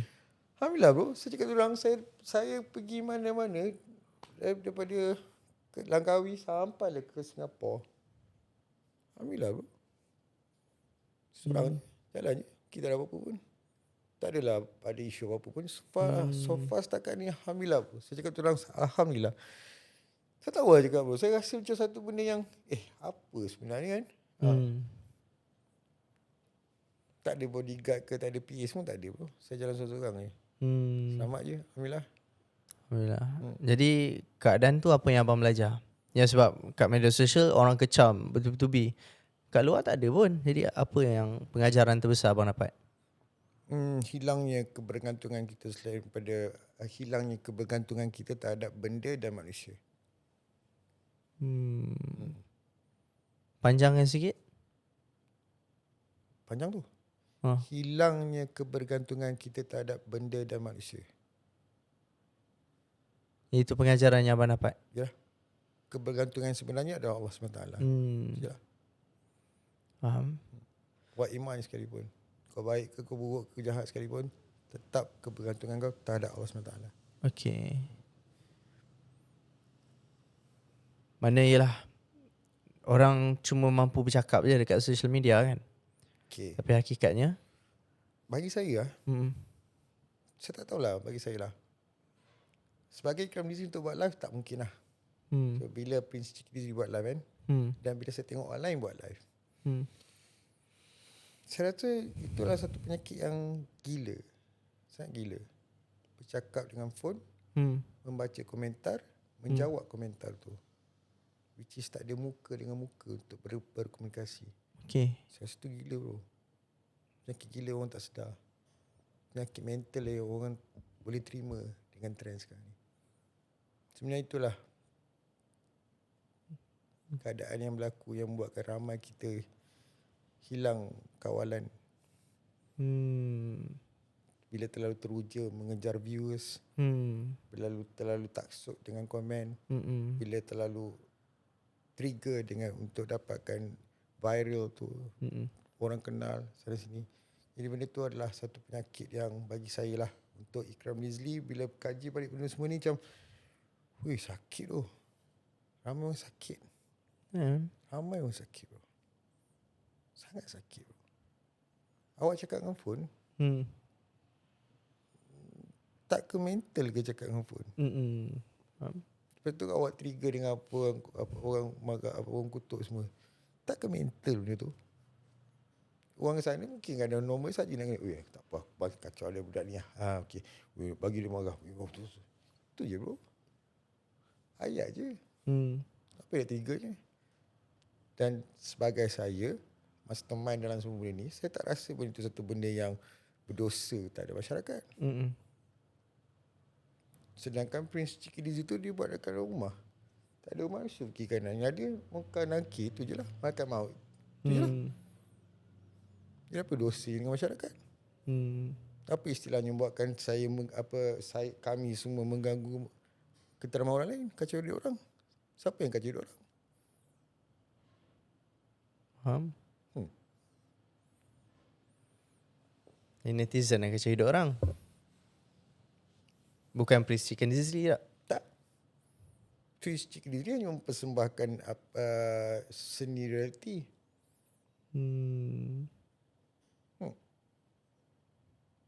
Jadi salah ke bila dia mempersembahkan seni reality dalam konten secara dia sendiri? Yang lain-lain macam gila bagi nak agak tu tak ada pula orang hina. Oh sebab dia kaya. Okay. Tak hal. Oh sebab dia popular. Okay. Tak hal. Macam tu. Saya rasa ramai je orang gila, orang kaya buat gila-gila tu lagi teruk tak? Lagi teruk rasanya. Jadi abang saja nak mengusik orang lah kan? Dia bukan tak Islam mengusik. Bagi saya untuk kita selain daripada Islam, benda yang paling dekat kita adalah psikologi dan kehidupan. Kan? Jadi untuk kita faham tentang kehidupan tu bukan setakat kita faham tentang Al-Quran dan Sunnah wal Jamaah, tapi kita kena faham tentang psikologi dalam kehidupan. Selain daripada psikologi, sosiologi. Jadi ada peluang untuk mengkaji, kajilah. Jadi kat mana abang study benda tu? Maksudnya? Dekat mana abang study tentang psikologi manusia? Bila berkomunikasi. Bila dia zaman UiTM saya dah belajar pasal psikologi dan sosiologi. So basically tu adalah. Dan saya memang suka psikologi. Sebab saya rasa psikologi tu part of benda yang sangat seronok untuk kita bermain dengan frekuensi semua benda ni kan. Dan sekarang ni pun dah memang ada satu konsep yang diketengahkan singularity. So benda tu saya dah dapat dah lama 15 tahun lepas daripada seorang ni kawan sepupu yang dia menyebut singularity. Jadi benda tu sekarang ni telah dihebahkan konsep singularity dalam kehidupan. So benda tu saya dah dapat awal lah. Jadi saya tak mudah goyah apabila berlaku ke depan ni satu benda yang baru disebutkan menjadi satu benda yang orang macam trigger, singularity. Padahal benda tu saya dah dapat awal lah. Jadi apa yang abang faham tentang singularity? Satu persatu lah. Numbering dan frekuensi. Bermain dengan frekuensi ni lagi hebat. Bermain dengan kata-kata. Walaupun kata tu lebih pedas daripada frekuensi, tapi frekuensi ni boleh bermain dengan trigger, ring, banyak setiap sudut. Kalau abang lihat diri abang yang sekarang kan, dan abang pandang kepada 10 tahun akan datang, abang rasa abang akan ada dekat mana? Cukup sekadar untuk saya dapat lepuk sekali muka. Muka siapa? Yang membuatkan huru-hara dunia ni. Cukup sekali dapat lepuk sekadar. Siapa? Awak rasa siapa? Netanyahu? Bukan. Presiden Amerika siapa? Trump? Bukan. Siapa yang buat huru-hara dekat dunia? Siapa? Siapa? Siapa? Saya tak tahu. Siapa ketua yang sekarang ni?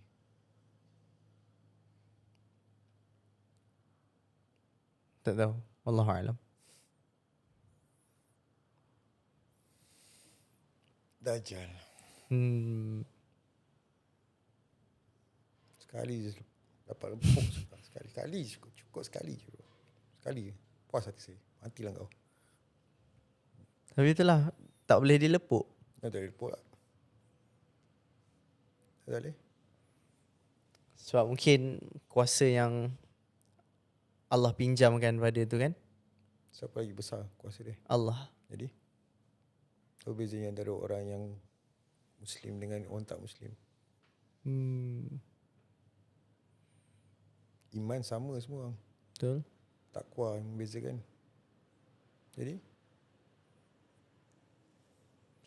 Jadi huru-hara apa yang abang nampak yang berlaku? Banyak lah bro. Okay, kita tengok dekat social media dulu. Apa huru-hara yang abang nampak? Yang abang rasa benda ni kena betulkan ni? Satu, seks.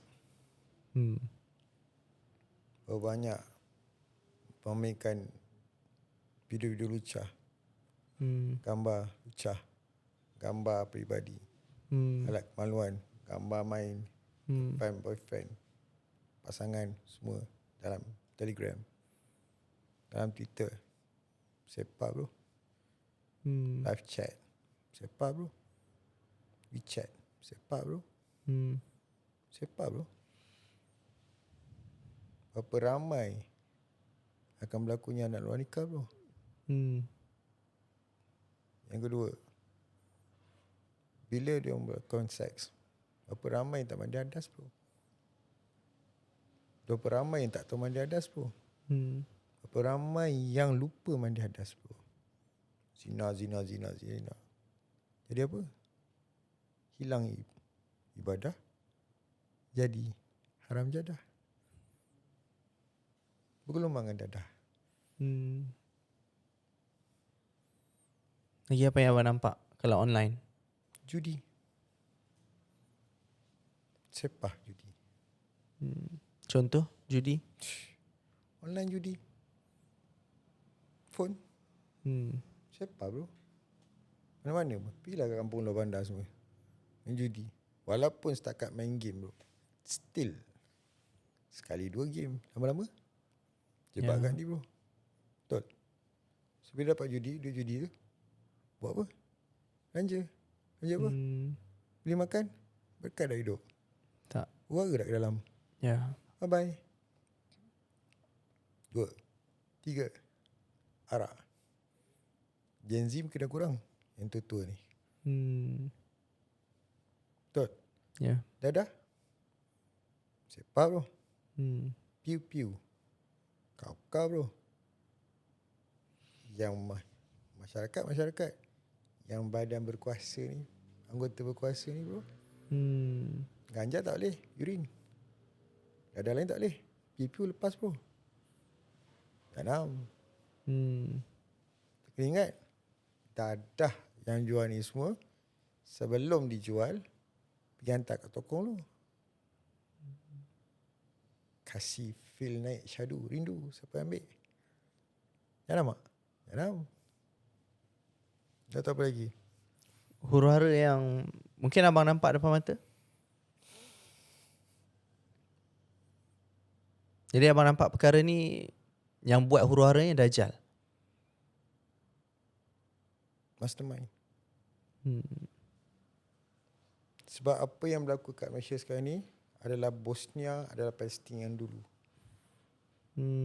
Dibagi, dilombokkan dengan hiburan, dilombokkan dengan kemewahan, dilombokkan dengan benda-benda semua yang trigger semua benda mengikutkan kepuasan nafsu, kehendak nafsu semua. Dah hilang dia punya kesabaran, dah hilang keimanan, dah hilang ketakwaan. Sehingga melangkaui apa yang sepatutnya landasan sebagai seorang hambanya. Dajjal yang abang maksudkan ni adalah figura Dajjal tu sendiri yang kita faham mata satu, ataupun apa maksud abang dengan Dajjal? Tak tahulah. Saya rasa benda ni terlalu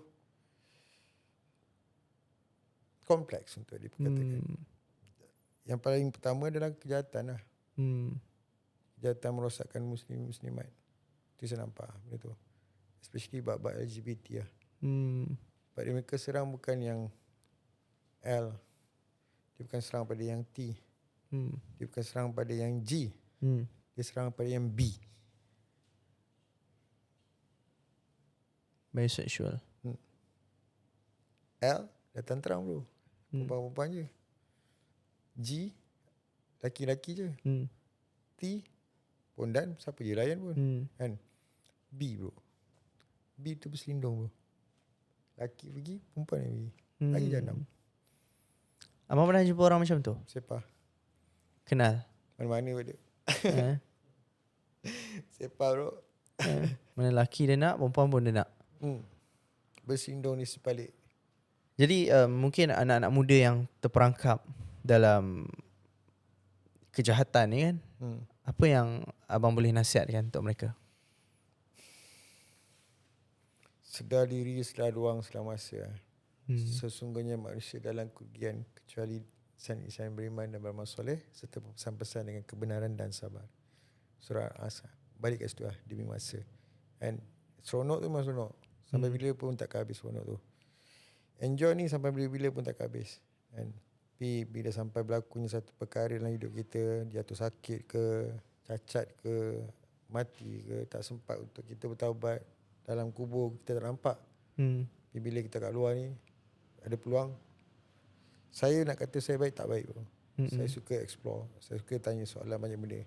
Tapi bagi saya, sekiranya diberikan peluang sekali lagi untuk saya hidup, lebih baik saya rasa biarkan diri saya suci berbanding dikotori dengan benda-benda yang tak sepatutnya dikotori. Maksudnya kalau abang diberi peluang untuk hidup, abang tak nak menjadi seorang artis? Tak nak? Adakah abang menyesal dengan... Sebab dalam dunia lakonan tu saya dapat kenapa dan mengapa persoalan saya jawab banyak. Kita tak perlu menyesal. Benda yang dah Allah kurniakan tu adalah satu pengalaman. Dia ibarat dalam hidup kita ni macam bisnes lah. Kan? Untung, rugi, tetap untung. Dan buat imannya sekalipun. Sebab pengalaman tu bukan boleh dijual beli. Dan setiap apa yang proses tu kita boleh tengok dari sirah Nabi-Nabi sekalipun ada perjalanan dia. Dia sama juga dengan kehidupan kita. Kan? Kalau kita nak ambil yang baik je, mustahil lah untuk kita dapat yang baik je semua. Kan? Dia dapat yang buruk tu pun, sikit banyak pun bukan semua orang dapat kejahatan tu. Kan? Untuk kita rasa kejahatan kepada keburukan tu pun bukan mudah untuk Allah izinkan. Dan bukan mudah untuk kita lalui benda tu. Tak semuanya yang dapat rasa benda apa yang terasa. Jadi bagi saya benda tu, yang baik dijadikan pedoman, yang buruk dijadikan pengajaran. Dan apa saja pengalaman tu kita harus redha. Kerana itu adalah qadarullah Allah. Tak nyesal tak guna bro.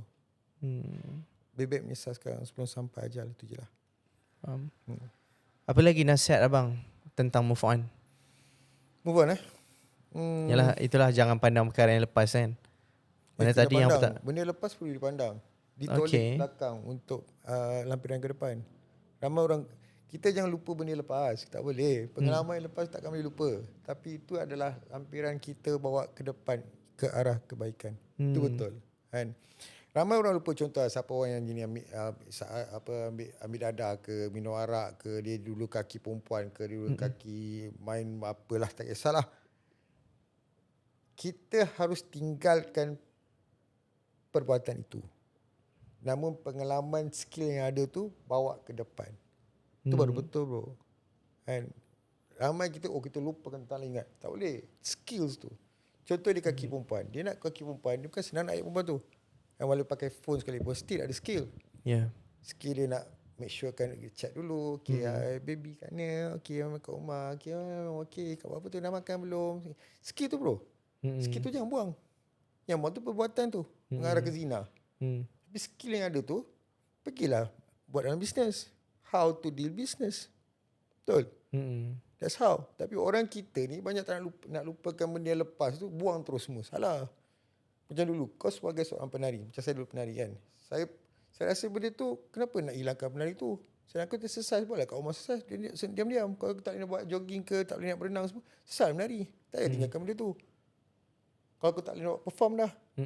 So benda tu bagi saya letakkan di situ, bagi letakkan prinsip diri sebagai exercise. Sebab menari ni satu exercise yang sangat bagus, pergerakan. Dan masa sama bila kita dengar zikir, benda tu akan meresapkan bila kita tengah rongga-rongga terbuka. Daripada kita dengar muzik, Efek lagi teruk. Hmm. Dengan zikir. Saya bila dengan zikir tu kita akan ikut. Bila kita ikut, saya tak langsung jasmani dengan rohani dapat. Dua-dua sekali. Dihindari daripada setan. Settle. Itu bagi saya lah. For me lah. Sebab muzik saya dah tak boleh nak terima sangat dah. Kan saya memang dulu saya boleh terima muzik lah. Sekarang saya tak boleh lah. Abang tak dengar muzik? Saya tak ada TV. Oh. Radio dekat kereta pun saya memang CD tu dah repeat berapa tahun dah. Zikir je. Kenapa abang tak dengar muzik? Sebab saya difahamkan muzik ni akan buat lara. Dan muzik ni akan membuatkan kita akan lama kelamaan kita akan kita akan dipengaruhi dengan muzik tu. Mana dilalaikan dengan muzik tu lah. Berapa tahun dah abang tak dengar muzik? Dengar je, tapi lebih kepada benda zikir lah. Kalau kat rumah pun TV saya dah memang buang ambil lah dekat 10 tahun lah, 15 tahun. Simpan lah. Saya ada rutin zikir saya dengar. Dengar je lah, tak buat pun. Mana memang tak tengok TV langsung lah? Tengok, tapi kat rumah tak ada lah. Radio kat kereta pun saya tak pasang. Saya tak suka orang cakap. Kalau kat social media? Social media apa je yang abang tengok? Pasal diri sendiri. Kalau kata timeline tu banyak pada quotes lah. Kalau pasal orang tu kurang sikit lah bro. Tak suka. Saya akan follow pada yang mana saya rasa benda yang kena dengan jiwa saya. Saya akan benda yang mengarut tu saya akan tergugat juga sikit, tapi saya macam dalam lah. Sebab saya tak suka nak tahu sangat lebih-lebih. Apa yang menyebabkan abang rasa abang tak nak tahu tentang orang? Bukan tak nak tahu, tak penting untuk saya tahu, lebih mendalam. Even isu kontroversi, artis cerai berai. Cukup sekadar untuk saya dengarkan dia punya penceritaan, untuk lebih digging lebih dalam tu tak perlu rasanya. Sebab tu hak dia dalam rumah tangga dan hak dia untuk kehidupan dia. Dan sekadar kita ambil untuk lampiran, insyaAllah. Macam tu lah. Untuk lebih kita lebih dalam, saya rasa benda tu akan mengundang satu benda yang fitnah nanti. Dan kita pun tak ada pengalaman kat situ. Tak boleh nak cakap lebih. Mesti ada reason yang lagi deep. Kenapa abang tak nak tahu banyak benda dekat social media? Apa reason? Beban lah. Lagi banyak kita tahu, lagi beban. Dan bagi saya benda tu mungkin abang rasa boleh mengundang dosa ke? lebih kurang lah. Bila tu kita akan berfikir-fikir kan. Kita akan berfikir, kita akan banyak benda yang ni. So jadi fitnah. Dan saya tak nak jadi orang yang terlalu, tak tahulah, saya tak suka lah. Bagi saya lebih obses dengan diri saya sendiri. Kan? Saya lebih rasa macam lebih aku ambil pasal aku je. Dan even dalam family pun kita memang jarang juga ada benda-benda perkara kita sembang. Dan memang saya tak suka nak tahu lebih dalam, tapi saya sentiasa dapat informasi daripada sekeliling benda-benda itu. Itu pun kadang saya macam alamak, penat lah dengan benda ni. Dan sebab saya rasa tak penting untuk saya tahu terlebih dalam. Benda yang penting adalah kita tentang pasal, lebih baik saya fikir tentang aku dengar budak ni ngaji lagi sedap. Aku dah besar ni pun tak nak ngaji lagi. Saya rasa benda tu lagi penting. Berbandinglah kita nak tahu pasal benda yang setakat rumah tangga umur, alah, tak payah nak tahu pun. Masing-masing pun ada masalah pun. Dan bagi saya benda tu, saya lebih suka benda yang membuatkan saya rasa, boleh rasa kebahagiaan tu. Contoh kalau kata macam dia kahwin, bestnya boleh tahu lah tak ada fake, tak ada kat belakang. Saya suka benda tu. Dan saya suka tengok kemajuan orang. Saya suka tengok kelebihan orang. Sebab bagi benda tu membuatkan saya satu motivasi dalam diri saya. Kenapa dia boleh buat lah? Bila saya jumpa, contoh saya jumpa Adin kan, dia pakai BMW, umur berapa siap? Faham tak benda tu? Saya rasa saya suka benda tu. Instead of saya nak tengok orang tu macam tak payahlah kan benda tu. Memanglah semua orang ada perkara buruk baik dalam hidup dia. Macam saya pun ada baik buruk juga. Tapi bagi saya benda tu, saya tahu juga, tapi untuk sekadar saya simpan yang buruknya tu, saya ambil kebaikan tu juga untuk saya cantumkan formulirnya tu. Apa nasihat abang untuk orang yang suka sibuk hal orang kat social media? Jangan rasa diri itu sempurna. Dan cepat-cepatlah ubatkan diri. Minum Clorox. Minum deterjen, cuci hati, cuci kolam, cuba. Kan? Bagi saya, Untuk kita terlalu sibuk orang ni pun bahaya juga. Bagi saya, orang yang terlalu suka sibuk orang ni, dia ada masalah hati, masalah jiwa. Kalau tak cukup klorak, tak cukup deterjen, minum racun Basta 15. Confirm habis balas. Tak perlu rasanya. Serius ya, tak perlu lah. Apa faedahnya kita nak tahu pasal orang? Tak tahu lah. Bagi saya macam tak ada faedahnya pun. Tak perlu nak. Apa kita dapat? Apa kita dapat? Kan? Kalau kata nak tahu, oh dia ni, dia ni bahu cakap. So, kau nak buat apa? Kau pergi rescue dia. Kau nak rescue, okay, kau katalah, dia ni kawan apa perempuan ni cerai. Tapi kau nak rescue perempuan ni untuk apa? Untuk, mungkin pada lelaki yang jenis yang berpeluang untuk mendapat imbuhan lah. Ya. Pada perempuan yang sibuk pasal ni pula, untuk apa? Untuk kau nak selamatkan bekas suami dia yang kemaruk nanti tak dapat tempat untuk meluangkan apa yang semua tu. Tak ada faedah bro. What for? Tak ada faedah pun. Bagi saya tak ada faedah. Tak tahu. Bagi saya tak tahu lah. Saya tak suka nak beritahu sangat lah. Saya lebih suka dengan diri saya sendiri. Saya lebih suka layan yang pokok-pokok. Saya lebih suka layan benda-benda yang tak terlalu banyak sangat komuniti lah. Saya suka. Fokus meniaga. Niaga itu pun fokus niaga saya pun tak tahu kenapa saya boleh. Saya bukannya ambil satu booth. Saya ambil rak je. Itu pun sebab saya nak mengkaji bahagian bawah ni. Apa yang berlaku. Oh, sini cerita dia. Oh, ni cerita dia. So, benda tu saya nak tahu. Sampai cukup.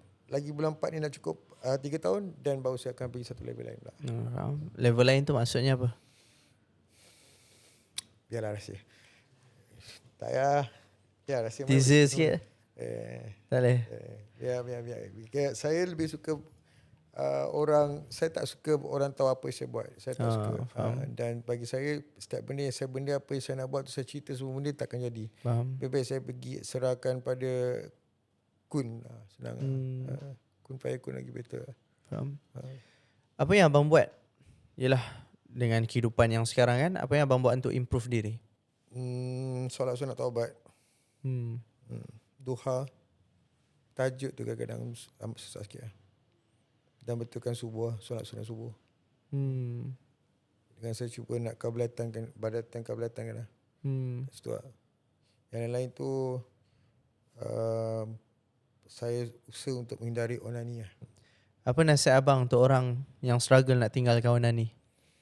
Struggle lah, tinggalkan. Sebaik mungkin lah. Carilah, usahakanlah sebaik mungkin. Mohon pada Allah SWT. Ya Allah Tuhanku, bantulah aku untuk hilangkan segala perasaan aku tu. Buangkan untuk perasaan untuk onani ni. Buanglah.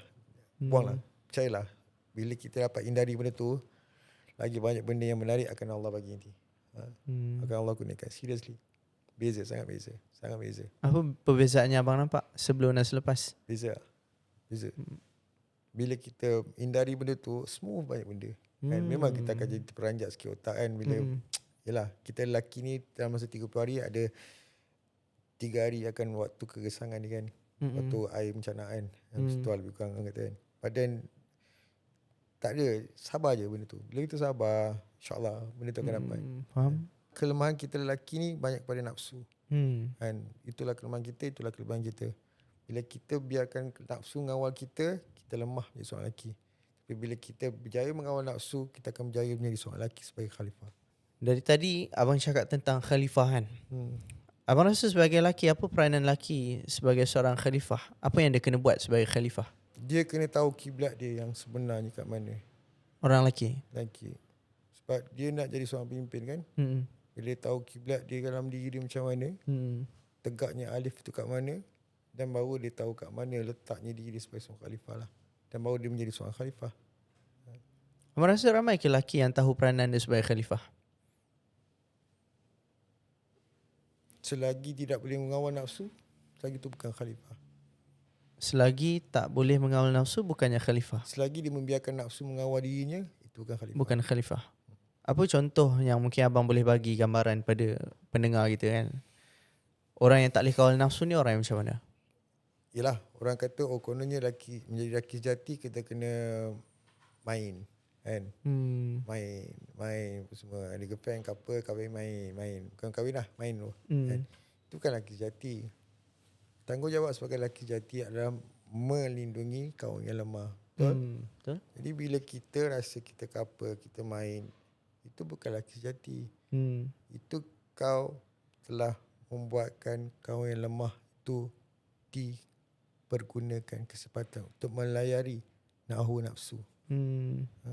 Tanggungjawabnya sebagai seorang lelaki adalah melindungi kaum yang lemah. Nikah. Tanggungjawab nikah itu adalah tanggungjawab untuk menjadikan isteri dan melahirkan anak pada ibu kepada anak-anaknya nanti. Kalau dia tak mampu nak nikah macam mana? Tak mampu sebab? Ya, tak ada duit, ekonomi, kerja pun tak tetap kan. Tak tahulah. Saya tengok yang mana tak ada duit lagi banyak je kahwin okey je. Sepa je bro. Okey. Yang kononnya kita tak ada duit ni lagi susah. Yang mana yang tak ada duit selama game ada je. Bahagia je. 2-3 orang anak kak. Setiap hari macam mana hidup tu. Okey je. Ya. Sebab Allah jaga kita kan. Allah bagi rezeki. Dia mungkin berbalik pada seseorang tu lah. Macam saya mungkin kompleks ni, pemikiran kompleks terlalu detail nak tahu semua itu. Itu pun salah juga sebenarnya. Bila kita letakkan satu benda itulah kata benda tu bersangka buruk pada Allah tu pun mengenai diri juga. Jadi kita kena ada satu benda yang kita kena tak, kita boleh berfikir untuk masa depan tapi kita contohnya think big do small. Banyakkan kita think big semua nak buat benda besar. Salah. Kita think big do small. Benda tu kena terap balik dalam diri kita. Jangan kita letakkan satu benda yang besar dan kita buat semua yang besar. Tak boleh. Even kejadian yang bumi ni pun, dunia ni pun bermula dengan 4 zat Allah kan. Macam tom jadi kan. Sama juga dengan kita manusia. Daripada sperma dengan ovum benda tu jadi. Sebalik pada kejadian yang asalnya. Baru kita faham usulnya. Bila tahu usulnya baru tahu asalnya. Itulah. Tiba-tiba saya rasa macam nak tanya, abang tak rindu berlakon? Lebih baik berlakon reality lagi best lah. Tak lah. InsyaAllah. Sekiranya kembali pun tak kembalilah. Maknanya saya lebih, bukan saya tak rindukan dunia lakonan tu. Namun bila berniaga tu, lakonan tu lagi best. Lakonan untuk jadi seorang penjual, seorang jadi supplier, untuk kita dealkan orang tu, nak bagi orang beli semua benda tu. Saya rasa benda tu satu kaedah lakonan yang sangat menarik, interesting lah. Macam mana kita nak kawal diri kita, nak tackle orang untuk beli, nak close deal, walaupun sekadar rempeyek kan, bukan mudah untuk dijual juga lah. Ada masih mudah. Dan sebab saya tak gunakan platform sebagai selebriti, saya gunakan platform sebagai seorang penjual untuk belajar dalam usahawan, dalam apa kata-kata abang untuk orang yang mungkin dia rindukan lakonan abang? Mungkin peminat-peminat yang rindu dengan lakonan abang kan?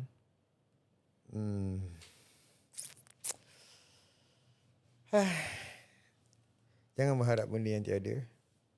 Dan doakan benda yang baik-baik saja. Itu saja. Sebab untuk susah. Bukan kata saya tak menghargai orang rindukan lakonan saya.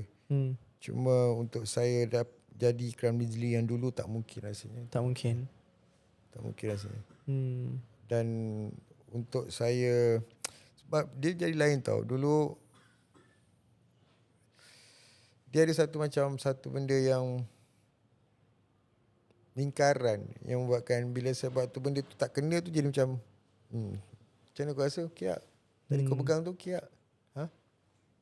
Dia contoh tau. Contoh macam perempuan kan, kalau kita nak berlakonkan pegang kan. Dulu mungkin ada satu perkara yang alah berlakon je kan. Dia sekarang ni pegang okey, tak ada masalah pegang, tapi dia akan ada satu suara. Kau tak rasa haram ke? Macam okey lah. Kau tak rasa benda tu okey, kau okey ke?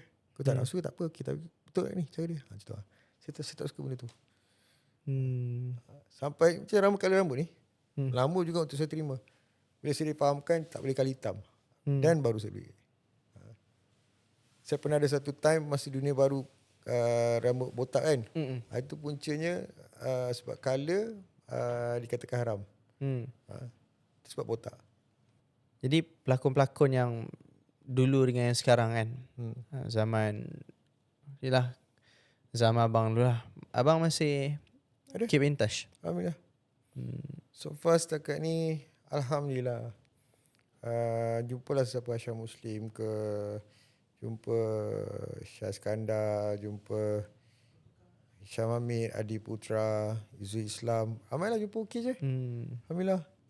Apa pandangan mereka kepada abang? Wallahualam. Janji bagi saya tak kisahlah belakang tu macam mana cerita.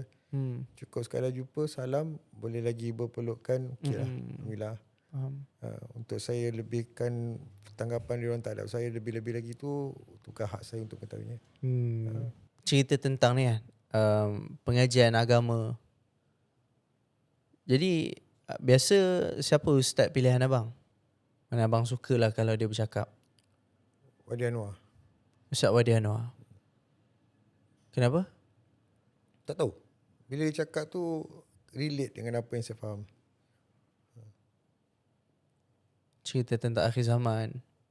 Taklah. Dia banyak cerita pasal banyak benda juga kan. Akhir zaman Ustaz Auni tu. Kan?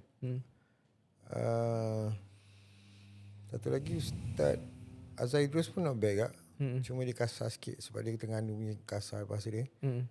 Wadi Anwar saya cuba dengar pakai radio ke ataupun YouTube ke apa semua. Bila dia cakap tu relate dengan apa saya punya perjalanan. Ustaz Kazim Ilyas those time sebelum. Macam sekarang ni dah tone down sikit kot. Tu je lah kot. Tu je lah. Kenapa Tak ada, tanya je. Sebagai apa orang cakap, yelah abang banyak cerita tentang akhir zaman kan. Banyak cerita tentang, yelah sepanjang perbualan kita, apa yang kita borak kan, abang banyak bagi nasihat kan. Jadi mungkin tu inspirasi daripada ceramah-ceramah yang abang dengar. Ataupun kajian-kajian abang. Saya dah tahu benda lama dah bro. What's next. Alhamdulillah setakat ni. Cuma itu saya kata rasa macam pelik juga lah. Kenapa saya kena tahu benda semua ni. Saya tak nak beban pun. Saya tengok macam Idin relax je. Tak boleh tahu pun. Relax chill lah mengadap buku okey kan. Saya nak benda macam tu bro. Boleh saya tak nak tahu banyak benda dah kan. Saya tak nak ambil tahu pun. Saya dah penat untuk saya tahu banyak benda-benda yang unnecessary saya tak boleh tahu. Tapi benda tu makin lama makin dekat. Bila sebut panji hitam saya macam kenapa saya boleh tahu lah. Macam tu lah. Panji hitam. Panji hitam semua ni. Panji hitam. Dah makin dekat dah.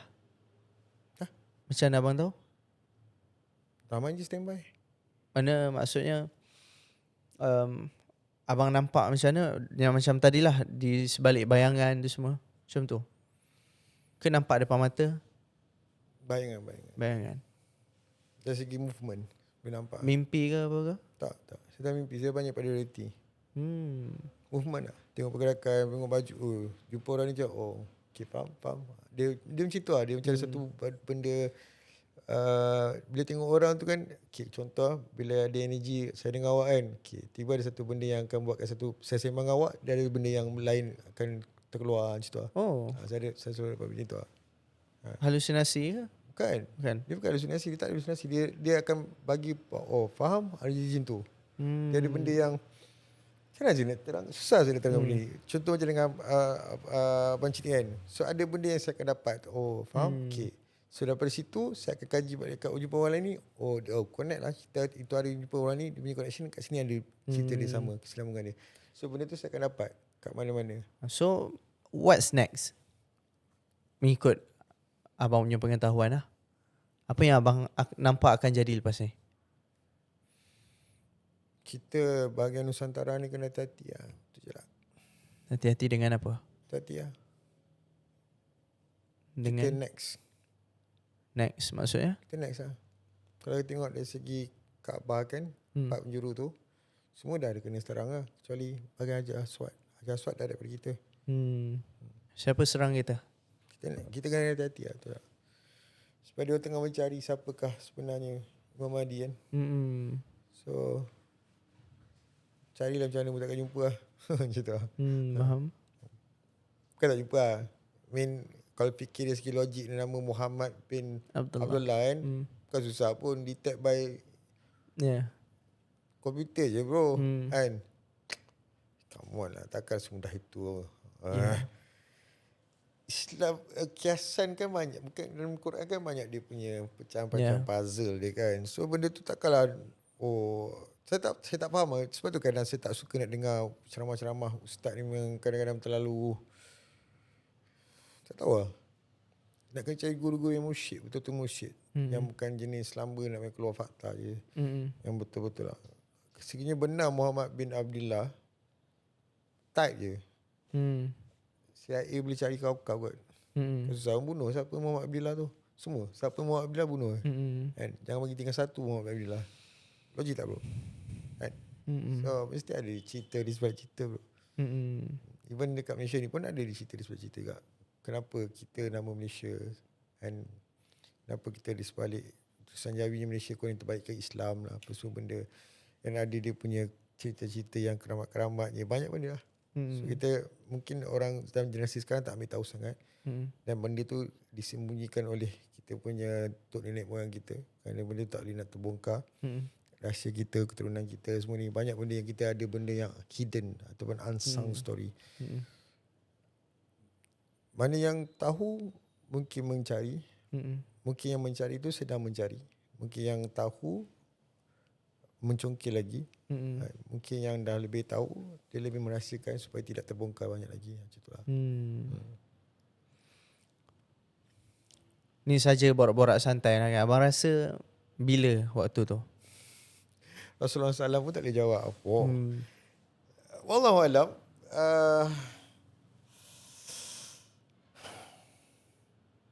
Sebab abang cakap tentang abang tengok movement kan. Bagi kemarau 3 tahun dulu lah. Kemarau? 3 tahun dulu. Sekarang pun dah start panas lah. Ya. Banyak sungai dah kering lah. Malaysia pun banyak sungai kering. Slowly lah. Saya rasa dalam tempoh 3 tahun ni akan kita hadapi kemarau. Bulan Jun ni akan kemarau kau-kau. Sampai ke Ogos dia akan berlanjut lah. Dengan keadaan banyak asap semua lagi lah. Gunung berapi dah semua nak meletus ke Indonesia. Satu persatu. Tunggu apa lagi? Macam tu lah. Wallahualam lah. Wallahualam. Tapi dari segi gunung berapi tu, saya dengar satu persatu tengah meletup lah. Dan kalau kita tengok masa kita pun sangat cepat sekarang ni. Sangat laju. Kita dah tinggal lagi 8 hari Ramadan Sekejap je. Faham. Pantas. Dan tak tahu lah, mungkin saya yang kompleks sangat. Saya kompleks kot. Tak, biasa. Kan? Beza lah nampak dekat social media. Nampak macam lain sikit lah kan. Depan-depan okey je. Depan-depan ramah. Sebab mungkin saya tengok dekat social media tu Prince Chicky Dizzly tu. Jadi nampak lain lah, tak sama lah dengan depan ni kan. Jadi awak rasa sembang deep ke ni? Tak kan? Ya? Deep ke sembang? Kinda. Boleh lah. Dan bila waktu Prince Chicky Dizzly tu keluar?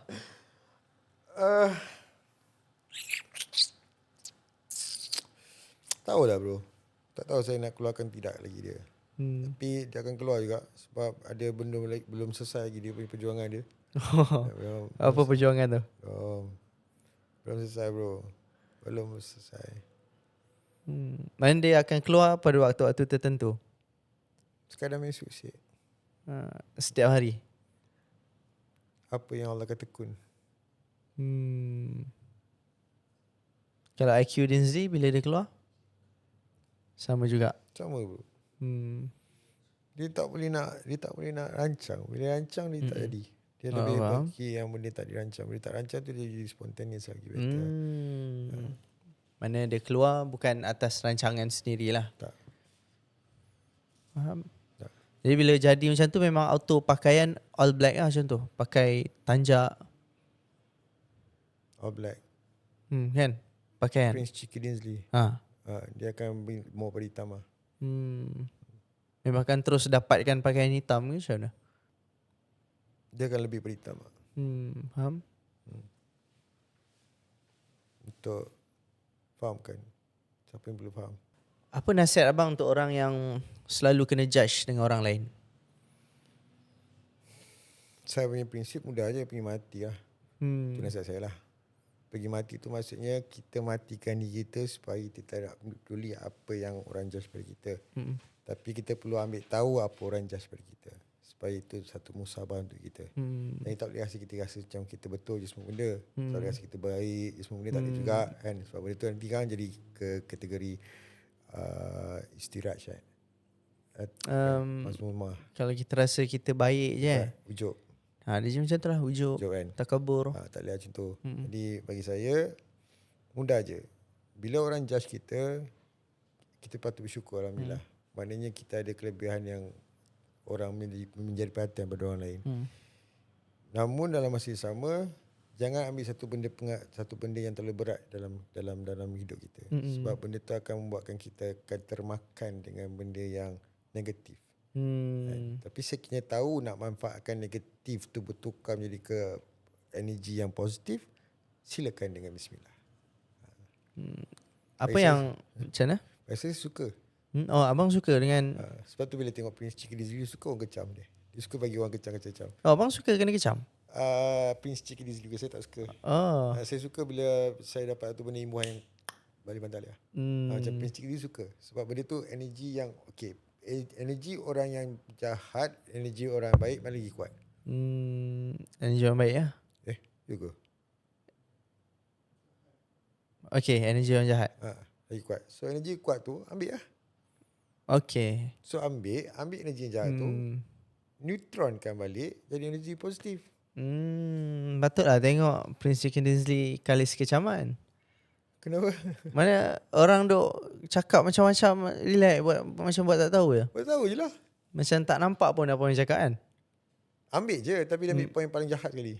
So benda tu ketiga dia akan ni balik. Dia contoh komen banyak. Dia boleh baca semua komen tu. Satu komen takkan terlepas walaupun laju masa tu. Semua komen. Tapi dia akan tiga yang paling negatif. Kat situ dia ambil 2-3 poin, dia akan pusingkan ambil benda tu, dia akan ambil pukul anak sini menantu. Siapa yang dalam tu semua dia tembak sekali. Tof. Mampulah kau. Macam tu lah. Tu dia punya prinsip lah. Apa yang abang harap orang dapat daripada podcast kita ni? Berhenti berharap. Hidup kita ni berhenti berharap. Kita jangan berharap. Bila kita berharap, memang kita akan jadi sampah sarap. Kan? Jadi lebih baik kita mohon pada Allah segala apa nasihat Allah, apa yang kita kongsikan dalam ni ataupun benda yang baik, memberikan imbuhan supaya kita dapat berfikir dengan lebih rasional, lebih membawakan muhasabah diri, bukan untuk menghukum. Kita belajar hukum bukan untuk menghukum, kita belajar hukum bukan untuk jadi penghukum. Kita belajar hukum untuk kita sedar diri kita bahawasanya kita ada maha penghukum. Jadi 3 perkara. Sedar diri, sedar ruang, sedar masa. Segala apa bentuk nasihat tu adalah Islam yang sebenar-benarnya. Sebab Islam tu adalah nasihat. Ini nasihat kita dengar bukan sekadar untuk keluar telinga kanan, masuk telinga kiri, masuk telinga kanan, keluar telinga kiri. Tak. Masuk telinga kanan, masuk dalam hati. Cuci dalam hati, dalam jiwa, berseri-seri. Macam itulah. Okay, last. Abang memang jarang buat konten? Maksudnya? Jarang buat konten? Belum. Tak pernah lagi. Tak ada nak aktif buat konten balik? Untuk apa tu? Konten social media, tunjukkan diri. Tunjukkan diri siapa saya? Untuk? Peminat, orang-orang yang mengenali Ikram Dinzli. Janganlah saya bagi wakilkan Prince Chickadee sendiri. Bukan tak nak. Sebab saya rasa Ikram Dinzli tu berat nama dia. Nama Ikram kan. Dia Azhar Jalali wa Ikram. And plus Dinzli tu bila saya pergi Langkawi, saya dapat 2 maksud kat situ. Saya mencari maksud Dinzli tu. Walaupun nama tu nama arwah papa dengan mama. So tapi saya nak cari maksud yang sebenar-benar di sebalik lagi. Bila saya fahamkan Langkawi tu dah Helang dan Batu Kawi, saya kaitkan dengan Dinzli tu, Ad-Din Azali. So Ad-Din Azali bila Ikram ya Azali wa Ikram kan, memuliakan agama Azali. So benda tu berat untuk saya carry. Tak kena dengan apa yang sekiranya untuk saya. Unless nak masuk ke agama tu macam tak kena je Ikram di situ kan. Sebab dulu kan acah-acah poyo kan, tiba-tiba nak jadi ke agama macam tak biasa. So saya wakilkan Prince Chickadee buat benda tu. So dia mau akan wakil kat situ. Sebab saya tak nak lah. Berat. Pernah ke Prince Chicken Nizli keluar macam ni? Dok berpodcast? Tak nak. Apa dah? Ada? Pernah? Oh. Ada? Tu, Pros Gang. Okay. Oh tu Prince Chicken Nizli tu? Kalau keluar jalan-jalan sebagai Prince Chicken Nizli? Saya dekat Curve. The Curve? Dia pernah pakai skut tutu jalan. Okay. Pernah. Jalan-jalan je lah. Jalan. Kalau orang tegur buat apa? Tegur je lah. So okay je lah. Tak tahu. Dia banyak pada fashion semua tu. Dia suka benda yang bermain psikologi kan. Sebab bila berjalan dekat curve tu ibarat macam satu runway kan. So benda tu satu latihan untuk dia go through. Dapatkan 10,000 tapak kaki sehari. Beriswak lah. Besok. Ni selalulah beriswak kiranya ni. Faham? Memang suka. Even kat dalam rumah pun sama. Takkan duduk diam. Kamu gerak. Okay, last nasihat abang untuk manusia yang lalai dengan dunia. Teruskan melalai. Teruskan. Supaya mudah cepat sikit kiamat berlaku. Teruskan. Teruskan melalai, teruskan leka, lalai, alpa. Teruskan. Lagi cepat masa tu berjadi, lagi banyak benda tu berlaku lalai, lagi banyak kita akan terbengkalai. Okay, bagus. Teruskan. Cepat sikit kiamat. Boleh kita tengok 3 kebesaran Allah. Apa yang 3 tu?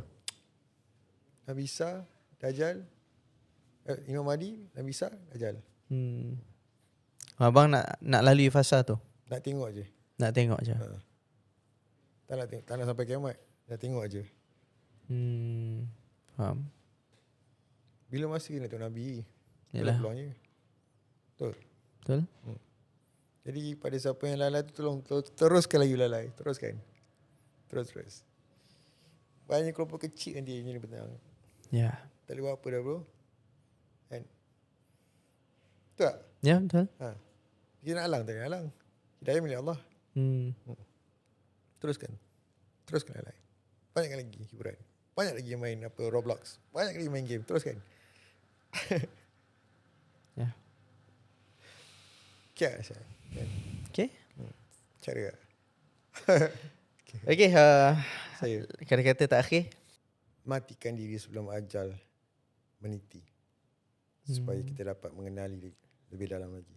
InsyaAllah. Okay, itu saja podcast kita dengan Abang Ikram Dinzli. Alhamdulillah. Saya yakin bila Allah bawakan kita semua untuk melihat video seperti ini, Allah tetapkan kita berada di sini, pasti bukan kebetulan. Pasti ada sebab. Mungkin Allah nak kita belajar sesuatu. Mungkin Allah nak kita mendapat makna-makna yang baru dalam kehidupan. Jadi teruskan menyokong Nanda Bermakna. InsyaAllah kita akan ada banyak lagi episod-episod yang akan membuahkan jutaan makna yang baru dalam hidup kita, insyaAllah. Jadi terima kasih Abang Ikram. Terima kasih jemput. InsyaAllah. Apa nama tadi? Nada Bermakna. Nada Bermakna. Kita punya podcast. InsyaAllah. Jadi insyaAllah mudah-mudahan ada kebaikan dan apa yang baik itu datang dari Allah lah. Sesungguhnya demi masa, sesungguhnya manusia dan kerugian kecuali insan-insan yang beriman dan beramal soleh serta berpesan-pesan dengan kebenaran dan sabar. Itu saja. Wabillahi taufiq wa hidayah. Wassalamualaikum warahmatullahi wabarakatuh.